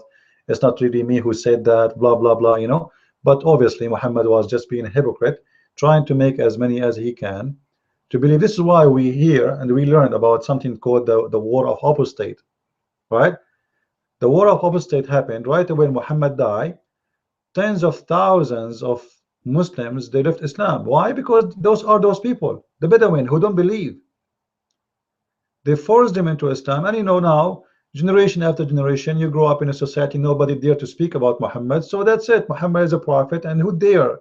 And by time they pray, everybody praise him, and he became God. And who dare to question the belief of Muhammad?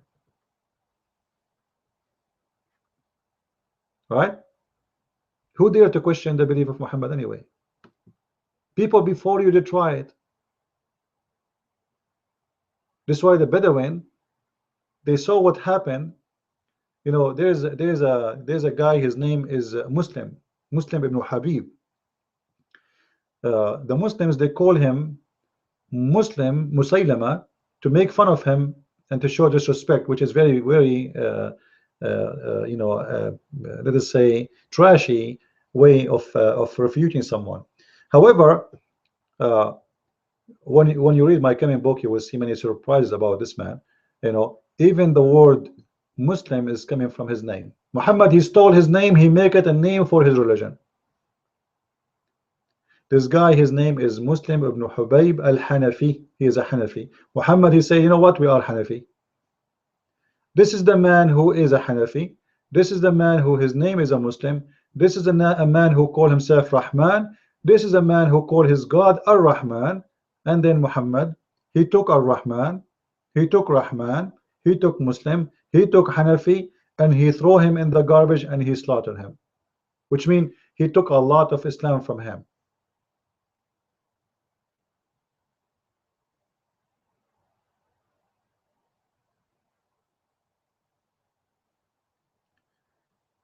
It is little pearly. What do you mean? The text is not clear? I'm talking about I was talking about the sound. Is the sound good, guys? Is the text and the screen is clear?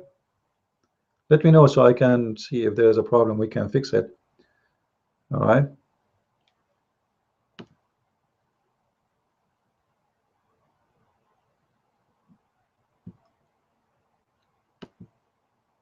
Do we have any Muslim here have any question?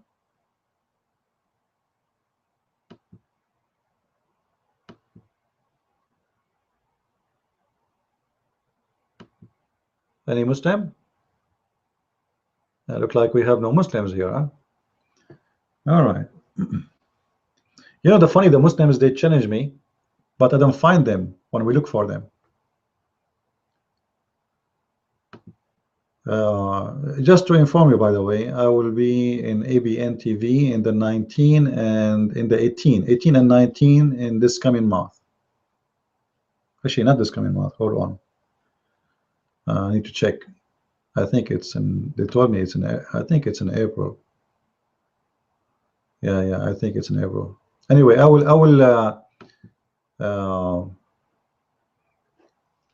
make a post about the date exactly.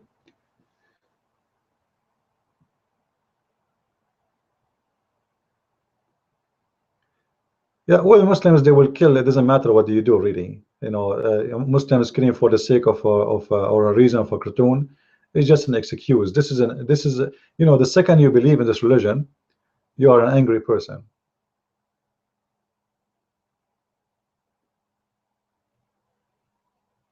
You will see someone who never killed anyone, he never did any violence, he convert to Islam, second day he want to shoot people.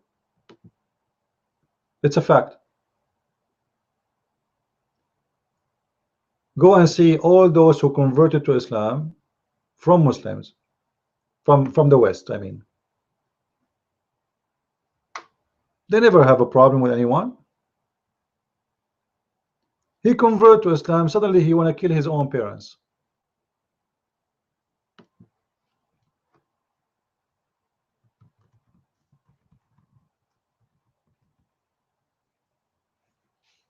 Suddenly he is very angry person.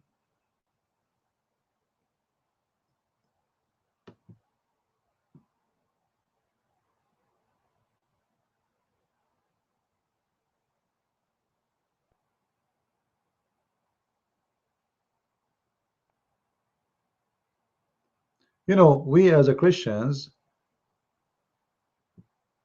we have totally different value and different life standard. You know, I don't mean to put Muslims down. You know, I believe at the end of the day, Muslims are victims of this religion. But it's a fact that when you are trapped into it, you became part of it, and your life will change.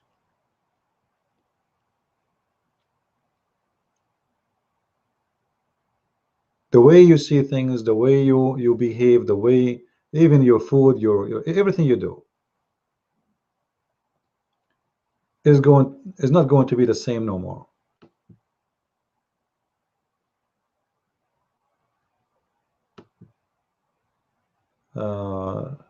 Sorry for this. I'm trying to change the text. Okay, let's see. There's a verse I want to share with you, which is this verse. Let me post it.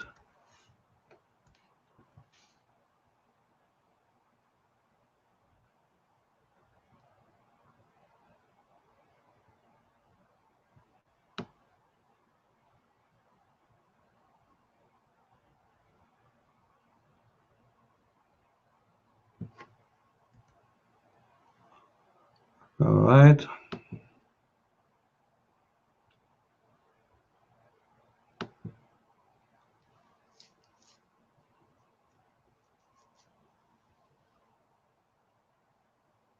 You will get a blessing of the Lord when people insult you, persecute you, and falsely say all kind of evil against you because of me.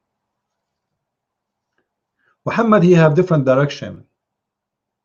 Muhammad, he ordered his people to insult you, make false accusation against you, and harm you physically. You see how totally the opposite it is?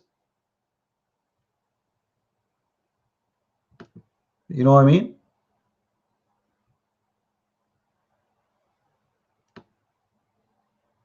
When you are a Christian, Jesus is saying to you, because of me, you will be insulted, you will be accused falsely, they will make lies against you, and I give you my blessing for that.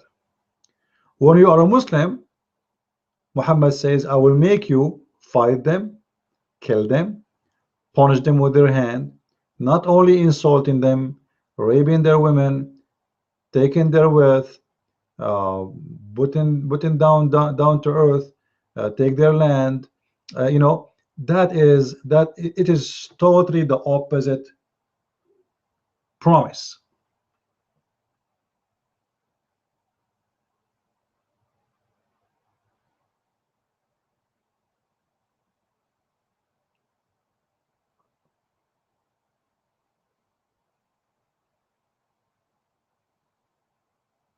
In the Quran, Muhammad, he said clearly that Allah, he made man to love money and women and horses. Jesus said you cannot love God and money in the same time. So to make it simple, we know we have nothing to share whatsoever with the Muslims. Some, they will say to you, you know what, the Muslims, they believe in Jesus. That's false. They don't. They don't. Jesus, the one we believe in, is not a criminal, is not a killer, is not a child molester. Is the one who said, love your enemy.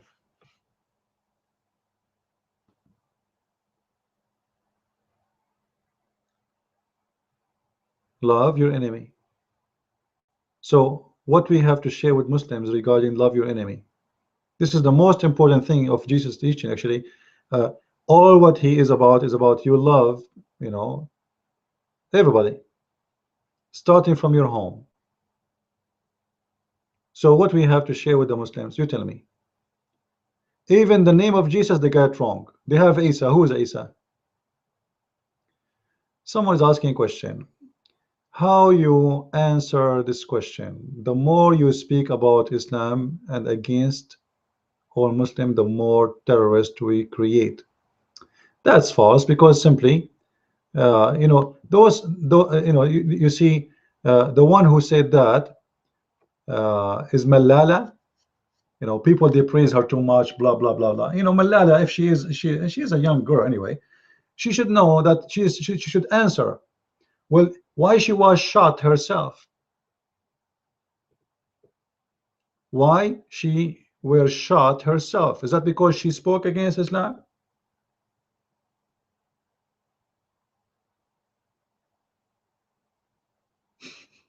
You know what I'm saying? It's a stupid statement.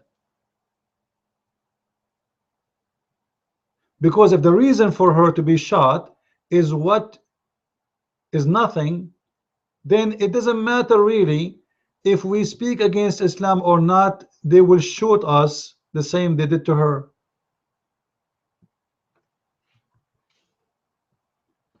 If they shot her because she speak against Islam, it means she is contradicting herself.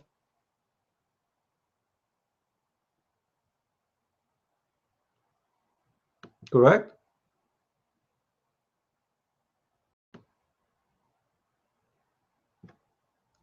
So why she was herself, she was shot?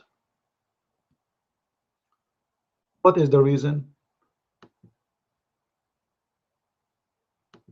She said the women, she should go to school.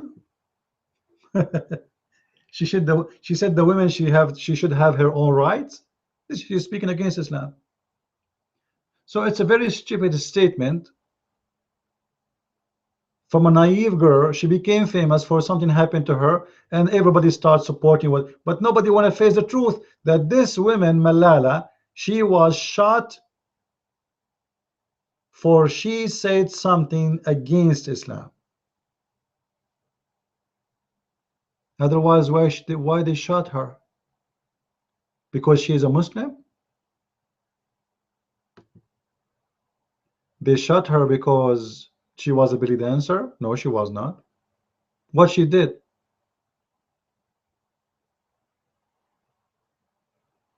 So don't make those kind of quotations. You see, those people, they try to fool you. So what do you want us to say? If we speak against Islam, we make terrorists. So we should not speak against Islam? So you've been killed by terrorists, or they try to kill you because you did not speak against Islam?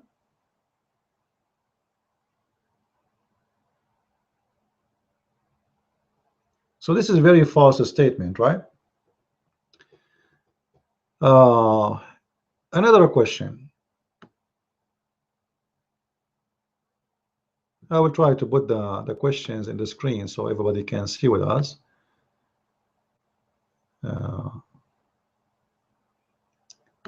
Is it possible to make a major change of people to leave Islam? Sure, it's possible. Trust me, you know, my videos is very effective. As an example, it's extremely effective, and people, they change, and people, they go, and people, they leave.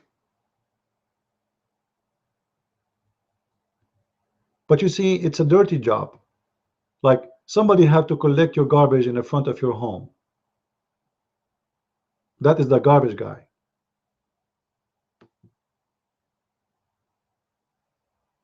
It's a very important job. So Islam is like garbage. You have to work with it, and you might get dirty because of it. I mean, like your hands, etc. As long as your spirit is fine, you're fine.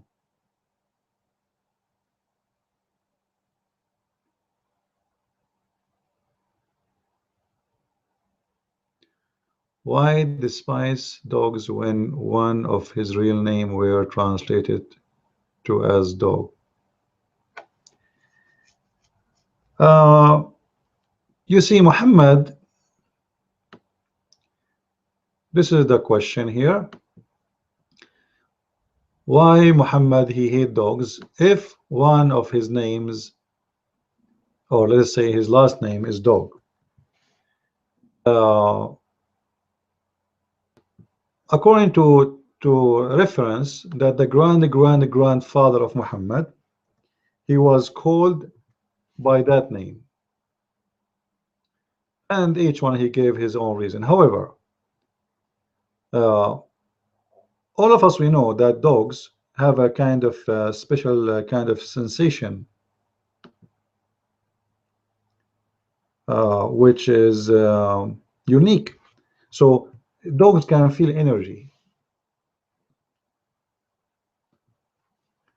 Dogs can feel energy. So if you have a bad energy, that something trouble them, they will go crazy, you know. They will bark at you, they will be upset from you. For sure, not always this is the case. Like sometimes you are dogs, they have their territory too. They are territorial animals. So if you invade their territory, they get upset. However, Muhammad, he ordered to kill dogs, and according to the story, there's many many reasons. One of them, Muhammad once,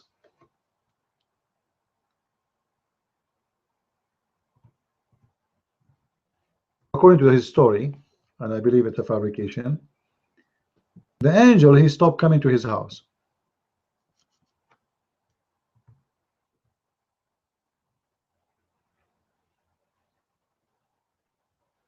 And he told him, I could not enter your house because your house have a dog, and there was a dog who is dead under the bed of Muhammad for a few days, and this is why the angel did not enter the house of Muhammad.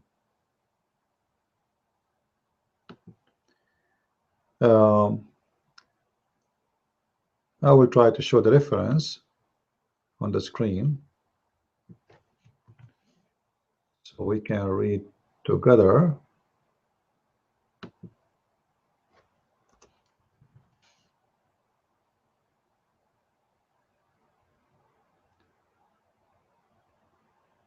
All right.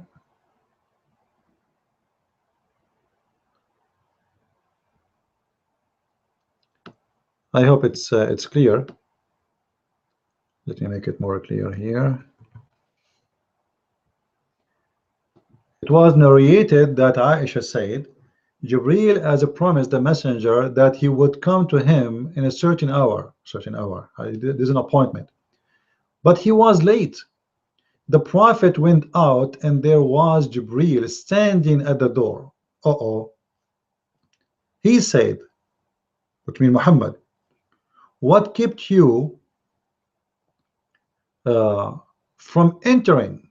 He said, which means the angel, there is a dog in the house, and we do not enter a house in which there is a dog or an image. Now, is that really a valid story? What do you think, guys? Do you think this is really a valid story, or this is a stupid thing to say?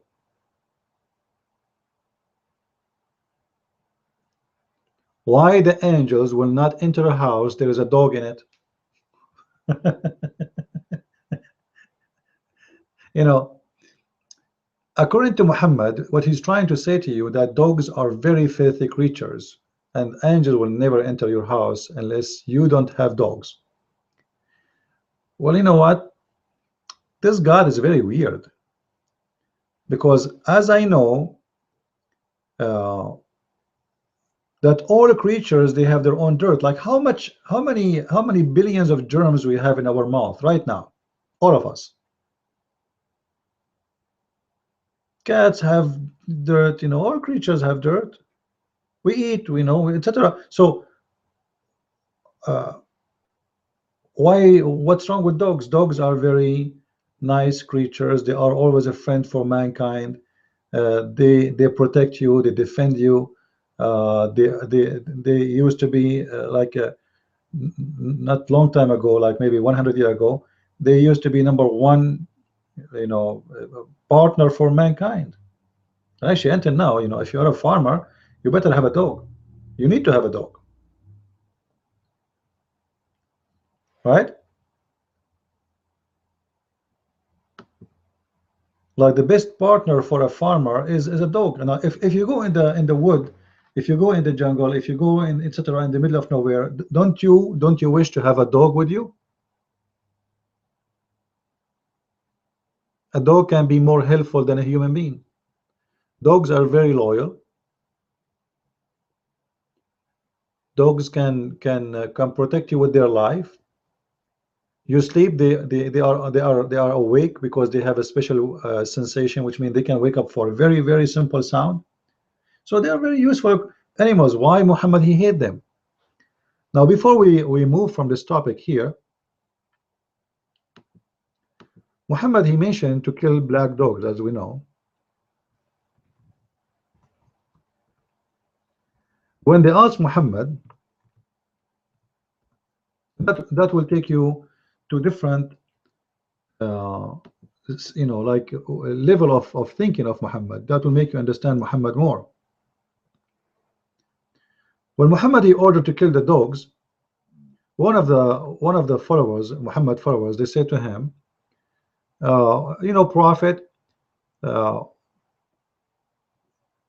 you mentioned like something specific about black dogs. So what is, you know, what is unique about the black dog? What is unique about the black dog? Like why black dog specifically you hate more? Like you want to kill all dogs, we understand, but obviously black dogs is one of certain things will destroy a Muslim prayer. So you can read the story in front of your eyes here. I hope it's clear.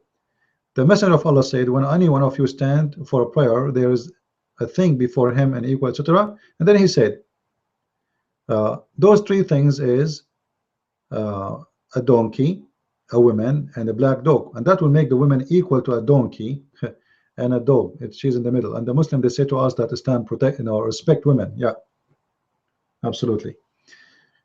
This is why she is in the middle between a donkey and a dog. Now a black dog, not just a dog. I said, oh Abu Dhar. Abu Dhar is one of the Muhammad companions. What feature is there in the black dog which distinguish it from the red dog and the yellow dog? He said, oh my son, the son of my father, which means he is his nephew, my brother, sorry. I asked the Messenger of Allah, as you are asking me, and he said, the black dog is the devil.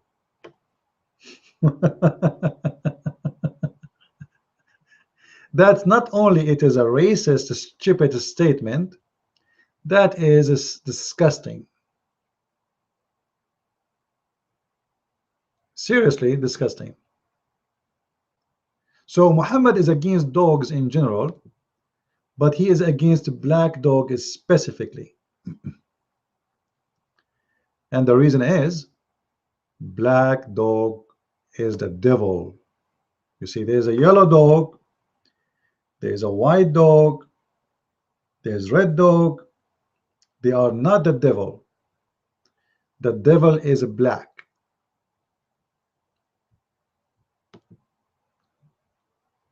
You see it? Well,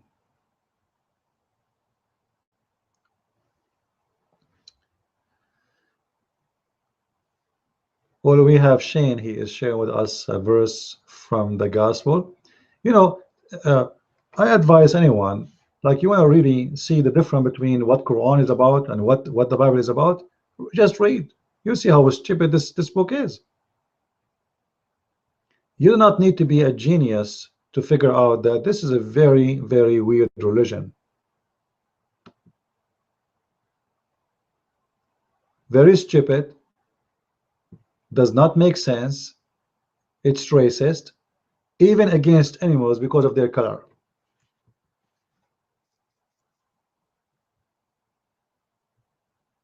Just because this dog have a different color, it's a black color, this dog is evil.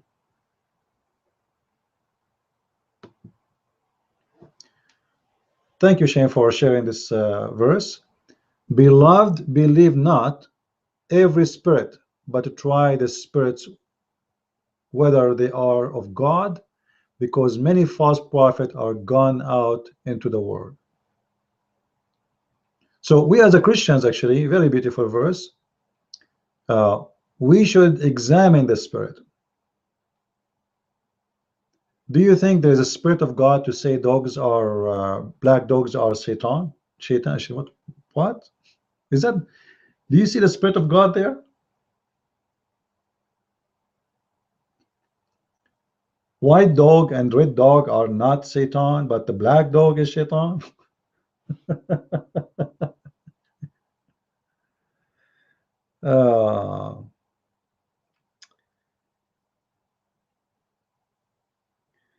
I receive a question here.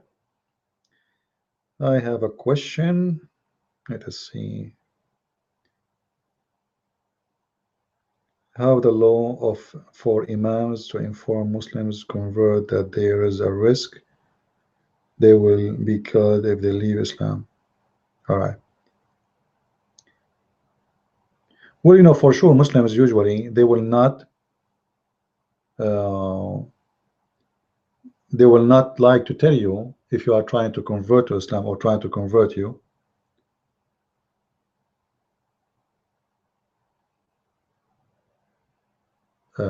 They will not tell you that if you leave Islam, we will kill you. All right, it's a trap. like, you know, it's okay to join, but it's not okay to leave. Muhammad, he said it clearly. The one who changes religion, kill him. من بدل دينه فاقتلوه. All right. I will share it with you on the screen so we can answer this question, and then we take the second one.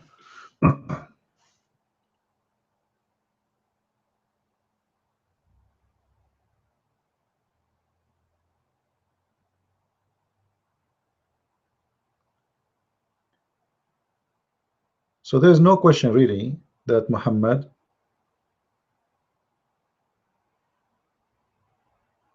he ordered anyone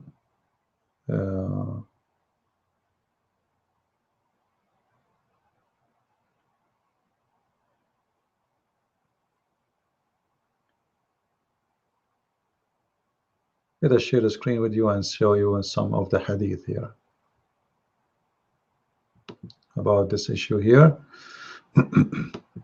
All right, as you see with me in the screen, Muhammad said it clearly, whoever changed his belief, whoever changed his religion, kill him. Anyone he became an apostate, you just go ahead and kill him. And Muslims, they will not tell you, if they are trying to convert you to Islam, they will not tell you really, oh, you know what, you better know that if you decide later to leave Islam, you are putting your life at risk, because Islam ordered us to kill you. You are an apostate, right? You are an apostate, and because you are an apostate, your blood is free. Actually, there's many reasons in Islam, even if you are a Muslim, to be killed. Like now, in the other day, what his name, this false teacher James White, he was saying that for God's sake, ISIS is killing Muslims. So ISIS is not Islam. The fact ISIS are killing non-Muslims, because if you don't pray, if you don't pay zakat, if you don't obey the Khalifa, if you don't practice what Muhammad forbid you from practicing, you are an apostate. You are an apostate. Muhammad said it clearly, I've been ordered to fight all mankind. All right, I've been ordered to fight all mankind. Who is the one Muhammad he will fight? For what reason? Until they convert to Islam, and they do this, and they do this, and they do this, etc. What is the things he put as conditions? Simply is to practice. You have to do the prayer. You have to pay the money.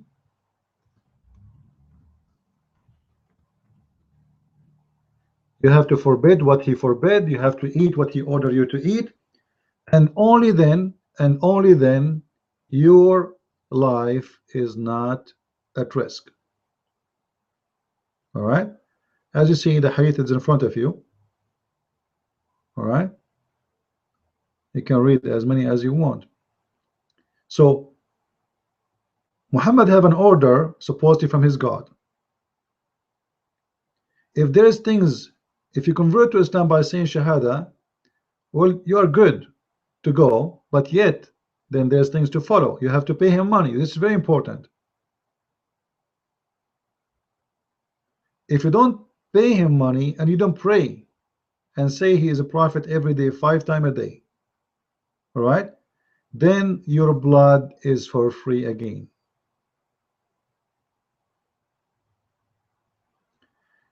Let us read this hadith together.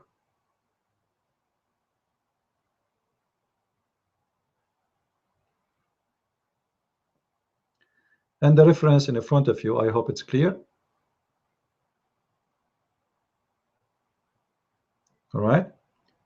The Prophet said, I am commanded to fight with men till they testify that there is no God but Allah, and that Muhammad is his servant, and his apostle, and face our Qibla, which means direction of the prayer, and eat what we slaughter, and pray like us, when they do that, their life and their property are unlawful. So if you are a person who says Shahada, but you don't eat what he slaughter, which means you eat pork, let's say, as an example, or you don't pray like us, or you don't pray in the direction of the Kaaba. In other hadiths, there's more options they add, like especially to add to pay the money, you know, to pay the zakat. If you don't do those things, you are going to die. Your blood is free.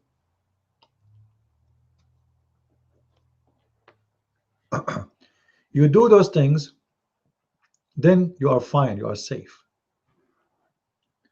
This is the terms and conditions of Islam. So if you convert to Islam today by saying Shahada, and then the Muslims take over the country, and you don't practice this, any of those can cause you to be killed. Actually, drinking 4 beer can cause you to die.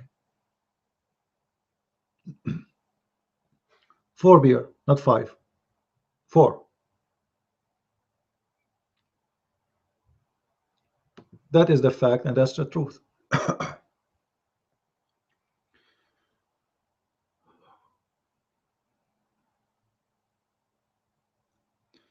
Okay, I will answer this question here about Jesus saying, love your enemy. We have a question in front of us. I will share it with you, and we will answer it.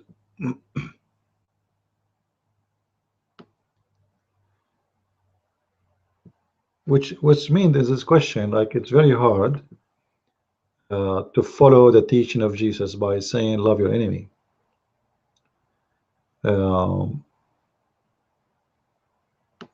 And this is really true. You know, it's very, very hard to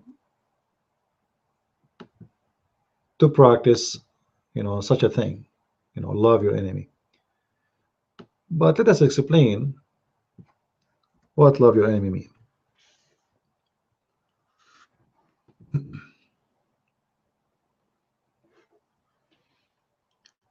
You see, I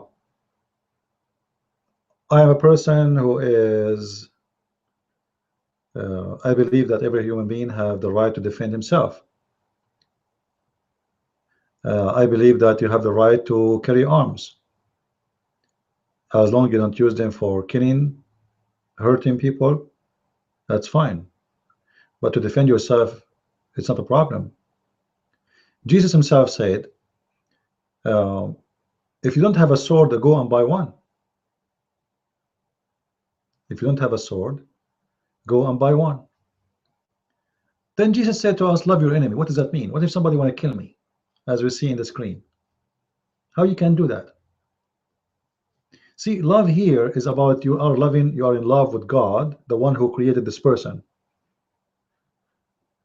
My Lord is the one who created him. His creation is good. But this person, he is deceived, and he turned into killing and torturing you, but because he is a victim himself. So what Christ is teaching you is, treat those people as a victim more than as a criminals. Yes, they are criminals, and they are committing crimes, but they themselves, they are victims. So in your heart, you know, you do your best to guide them, to show them the truth with love and passion, to save them from what they have, not to curse them and etc. You know, you see, Jesus, when he was on the cross, he said, forgive them, Father, they do not know what they are doing. Now, is God going to forgive them for killing you? I don't think so. All right. But you been asked to forgive. You've been asked to be to forgive. Why? Actually, I think about it in many ways. Number one, it's more healthy for you. Safe, will free you from your hate, because if you have guilt, if you have like somebody did guilt against you, and you cannot let it go. that will torture you. Like the torture non-stop yet, because yes, he torture you one day and you survive it, let's say, and you cannot forget, and then the torture will continue with you forever. So it's for your safety and for your happiness. God saying forgive. All right. That's why they asked Jesus how to forgive, how to pray. He said, you know, pray like this, and then it says, forgive to us the same as we forgive to others. So Jesus speaking about love in here in this mean you always forgive for your sake, not for their sake. If you're asking me for forgiveness because you yourself you are a sinner and you committed the crimes against God, many of them. So in order to you to deserve to be forgiven, how about you forgive and then leave the judgment day for me, for those who committed the crimes against you. So our love as a Christians, you know, when Jesus he sat with the Pharisees and those who they are tax collector, etc., and those people in their mind they start saying how he sat with those sinners.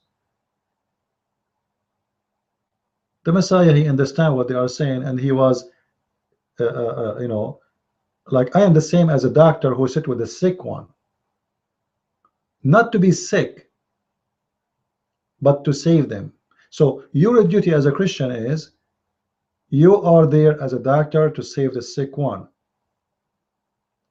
If the sick one try to kill you, murder you, torture you, still you be a doctor and leave the judgment for the judge. All right. Now again I say clearly that a Christian person he have the right to defend himself if anyone try to do murder against him or his family or even his society. Let us say someone he is a criminal, regardless if he's a Christian, he's a Muslim, or is claimed to be Christian or Buddhist, doesn't matter. Somebody he want to rape a woman and you are walking in the street and you saw him, what do? You watch? Love your enemy have nothing to do with not preventing crimes from happening. So if it's your duty to prevent crimes from happening, however, you don't do it by being evil. As an example, a man he raped my wife, I don't go and rape his wife. Jesus said the one who died, or the one who killed by the sword will be taken. That is justice. The one who commit murder, he will be killed. However, I don't kill him because I hate him. I killed him because I'm defending myself. He came to kill me. I have no choice. I hate to kill him, but he forced me to do so.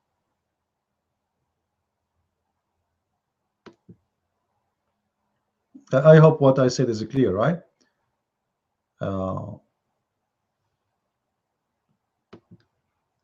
So we as a Christian, we don't think of Muslims in an evil way. You know, we don't consider Muslims.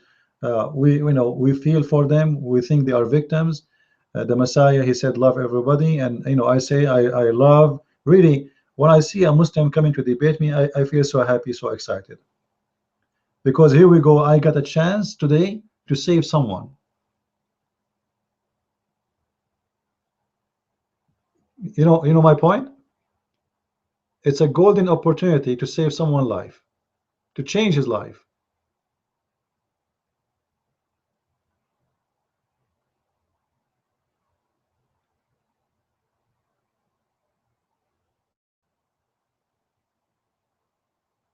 You can fight the evil. You should fight the evil. You should stand against the evil. You should not witness a crime and you stand watching. And anyone, like once I repeated this many times. There is a group. They call themselves Anabaptist Church. Anabaptist Church, sorry.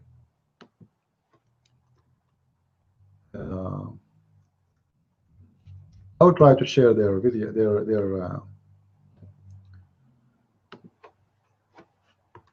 their Facebook.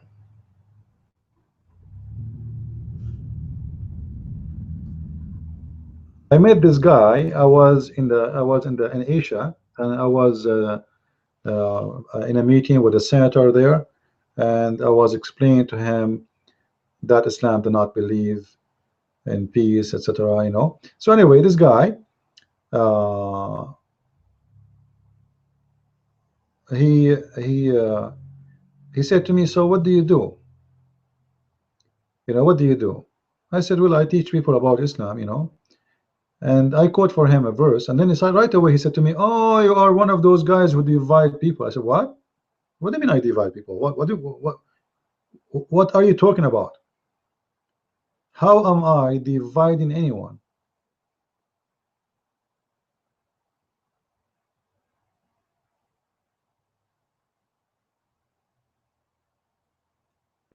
He said, you are quoting Quran. I said, okay. I said, thank you very much for saying that, because when I quote Quran and people are divided, it means Quran is not a book of God. I'm quoting Quran, and that will make people divided. When you quote the Bible, you make people hate each other, or you make them love each other.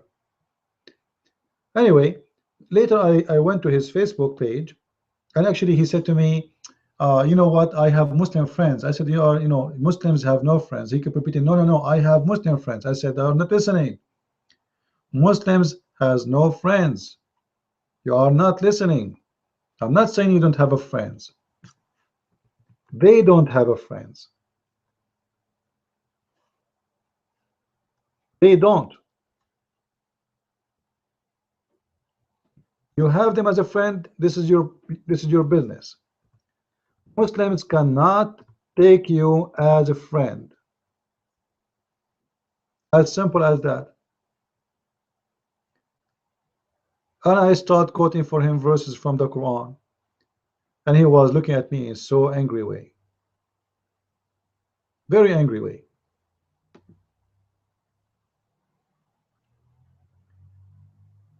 Actually, let me share with you, as long as we are talking about this group. You see, there's many people, they turn into cults even without knowing that they became cult.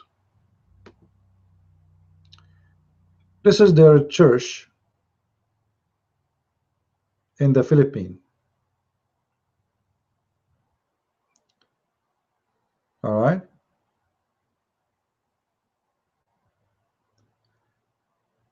Generally speaking, it is fine, and then you find something here very weird. This minister in this church, he sponsored Muhammad. He considered Muhammad a good man, which is against the Bible anyway, because the Bible says clearly that the one who denied the Son and the Father is an Antichrist, right? And Muhammad, he denied both. The one who prophesy in the name of a false god is a false prophet, and Muhammad did that.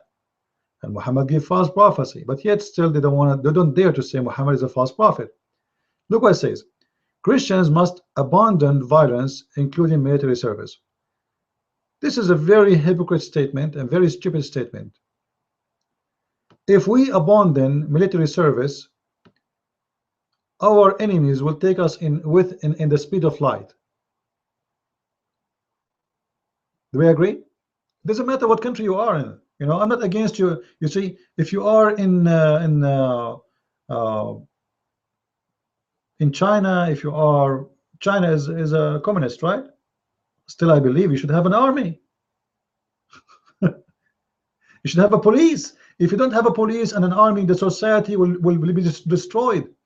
It's very stupid to say that we are against military service. I understand you're against violence, and I am against violence too. But military, the job of military, there's two kinds of military. Military you make to attack others, and that is bad. And military you make to defend yourself, and that is good. You see, when you have no defense, you are inviting criminals to your home. As simple as that. Do we agree, people? Do we agree? If you don't have any kind of defense system, you know, you are inviting anyone who hold arms to come to your home and kill you. Like What is stopping thieves and criminals from attacking banks? Seriously. Why thieves are not attacking banks everywhere? Because they know that this is not will not be a joke, and there's police will chase them, and there's gunfire will happen, and they might either go die and or either they get killed. So imagine we say that we as a Christian we believe that we should not have police. That is a very false statement. Jesus said, give to Caesar what to Caesar. Caesar have an army. Caesar have a police. Caesar have a court. And we are part of this nation. So why we cannot have an army?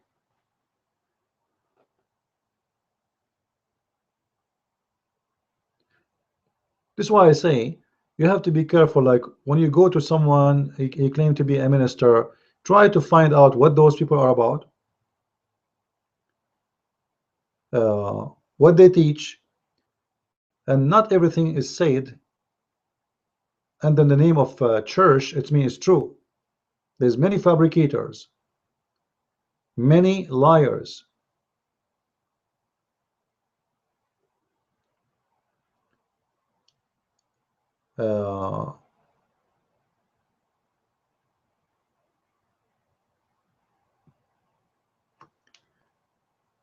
Like, let me share with you here what we see in the screen.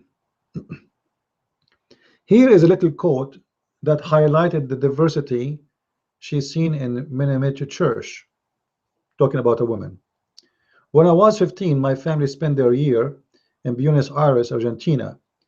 Che Guevara had met his own kind martyr's death few years earlier, and some Catholic priests in Latin America were ready to use violence in service of liberation. Young people in the church asked, was Jesus revolutionary? In the Floresta congregation I worshipped was Baptistic, who wanted nothing to do with politics. I met Canadian, etc. You know, first of all, look how they mix things together. This country have a problem, and Che Guevara, the one she is quoting his name, he used to burn the Christians alive.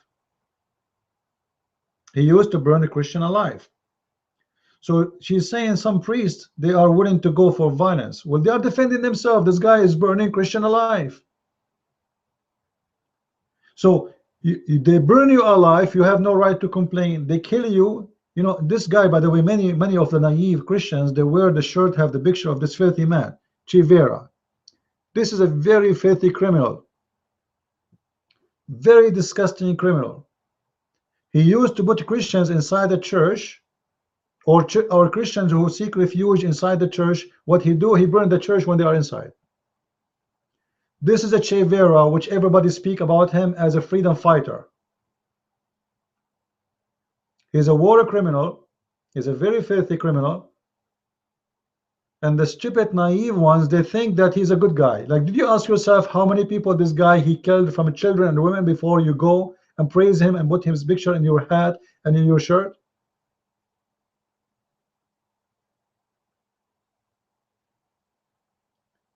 And here you see that how the deception started. They try to make you believe that churches, they teach violence.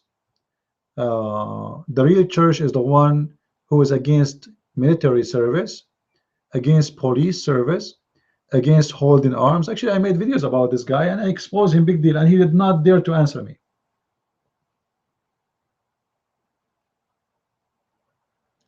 Very false people, but for sure they can find their victims to fool them.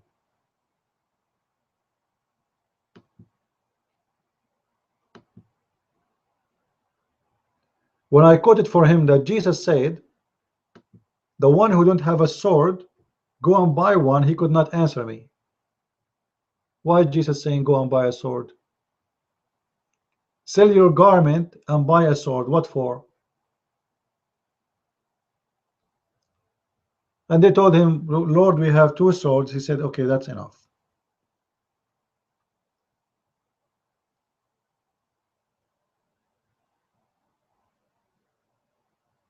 Peter, when he was standing next to Jesus, he was carrying a sword. All this time, Jesus, he is with Peter, and Peter is with Jesus, and he is carrying a sword, and Jesus never said to him, don't ever carry a sword. Correct? How come Peter is carrying a sword anyway?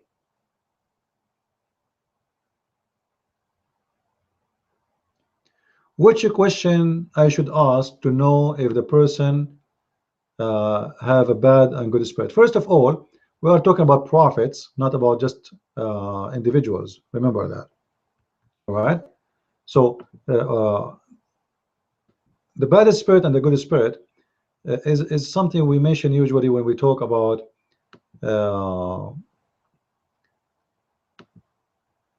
someone he claimed to be a prophet, someone he claimed to be from God. All right. However, anyone he try to provoke you to do bad, that's a person who is following a bad spirit. You see, all of us one day we used to be in certain point deceived. All of us, with no exception. Money, sex, drink, party, go crazy, you know, and you go with the flow. You go with the flow. That is the bad spirit. A bad apple will make 25 apple box bad. Is that true?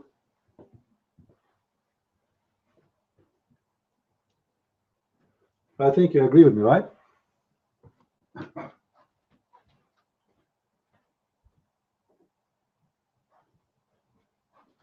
And there is many verses in the Bible actually saying clearly, maybe you guys you can share with me, you can post them, saying clearly that you should not associate with the bad ones, the corrupt ones. As I said from the beginning, we as a Christian, we should share with them as doctors sharing with the sick one, not as one of them. So you do not need to be genius to know that if somebody is trying to convince you to do something bad, he is following a bad spirit. Like, is hating your family is good? No. Is hating your mother and your father is good? No. Is hating people around you is good? No. Is being angry, is being violent to your family, is it cheating on your wife or your husband is good? Is it stealing is good? So you see what God he gave you, the logic, he occupy you with something within you to feel what's wrong. Like all of us, we feel it.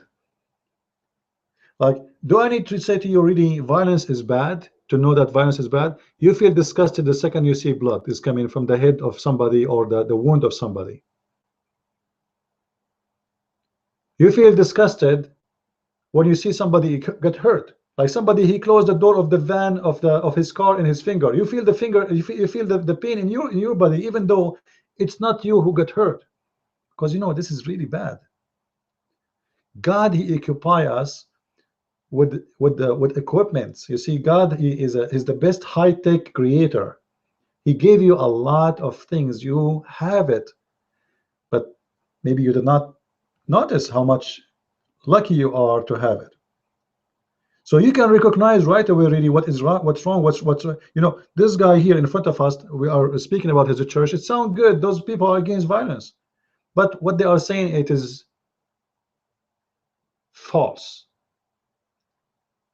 Even though they are saying we worship Jesus, we love Jesus, etc., etc., but then he says to me that serving in the police is wrong, serving in the army is wrong, having arms is wrong. Why? What? Hold on. Why? Why it is not? Is the God of the Old Testament is the same God of the New Testament?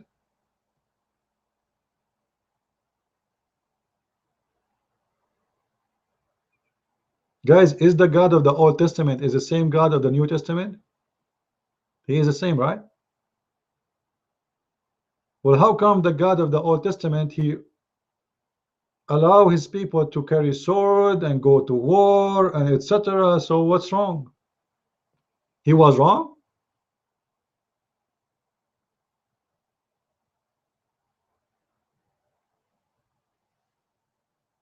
When Jesus said that the one who died by the sword, the one who killed by the sword will be taken.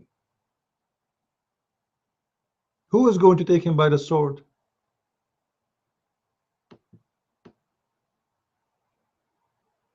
The government. He killed. The Bible says it clearly, guys. Is it true that the Bible says that the one who kills should be killed? Is that correct, or I'm making things up? Is that true? So how are you going to kill him then, if you cannot use violence? You see, the Bible is against murder. Thank you, Shane, for sharing this verse. The Bible is against murder, but not punishment.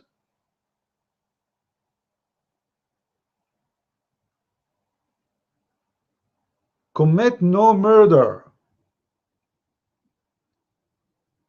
But if you are a murderer, the punishment is death for your crime.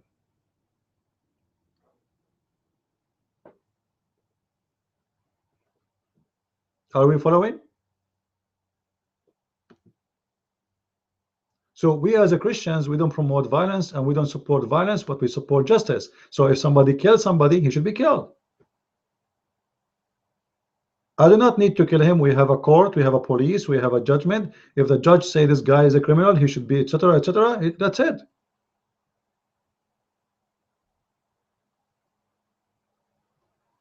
So this is how you examine the true spirit with the false spirit. If what they say and they practice fit with the teaching of the Messiah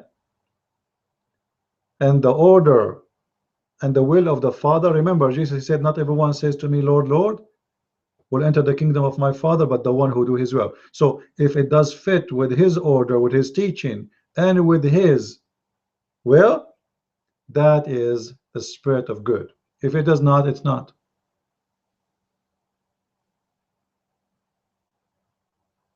Right?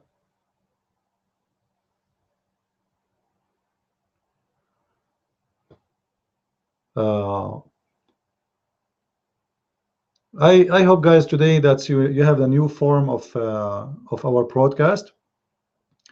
What do you think? You like it? Is the new way is better? Is the old way is better? What do you think? I spent the whole day yesterday, working in this, hoping that it's going to be to do better, and so we can make better presentation to share with you. In the same time, it is it's more beautiful for eyes. Let's say, presentation is important sometimes, but the more important is the value is inside the presentation, right? But I hope you guys did like it and it was good. Do we have any more questions?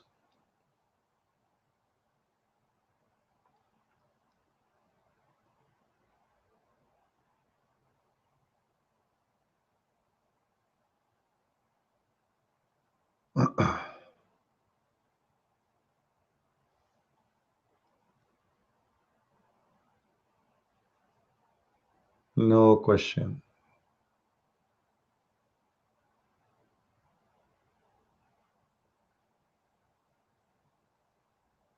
All right. Again, just to remind you, if you want to be a part of what we do, let us say you have a question you want to share with your voice, simply you can go to I have my Skype in the screen, Debate TV. You can call me there and you can leave your voice message offline, and this way we will receive your message and we can play it here and we can share your question live with us if you don't mind. However, you can share your questions too by sending your messages to our Twitter, which is going to appear now on the screen for you. You can post it there, and right away we will have it too, or even in Facebook.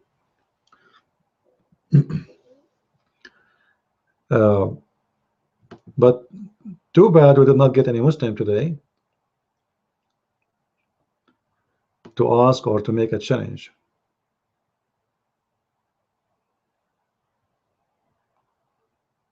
Right? I wish we can have one.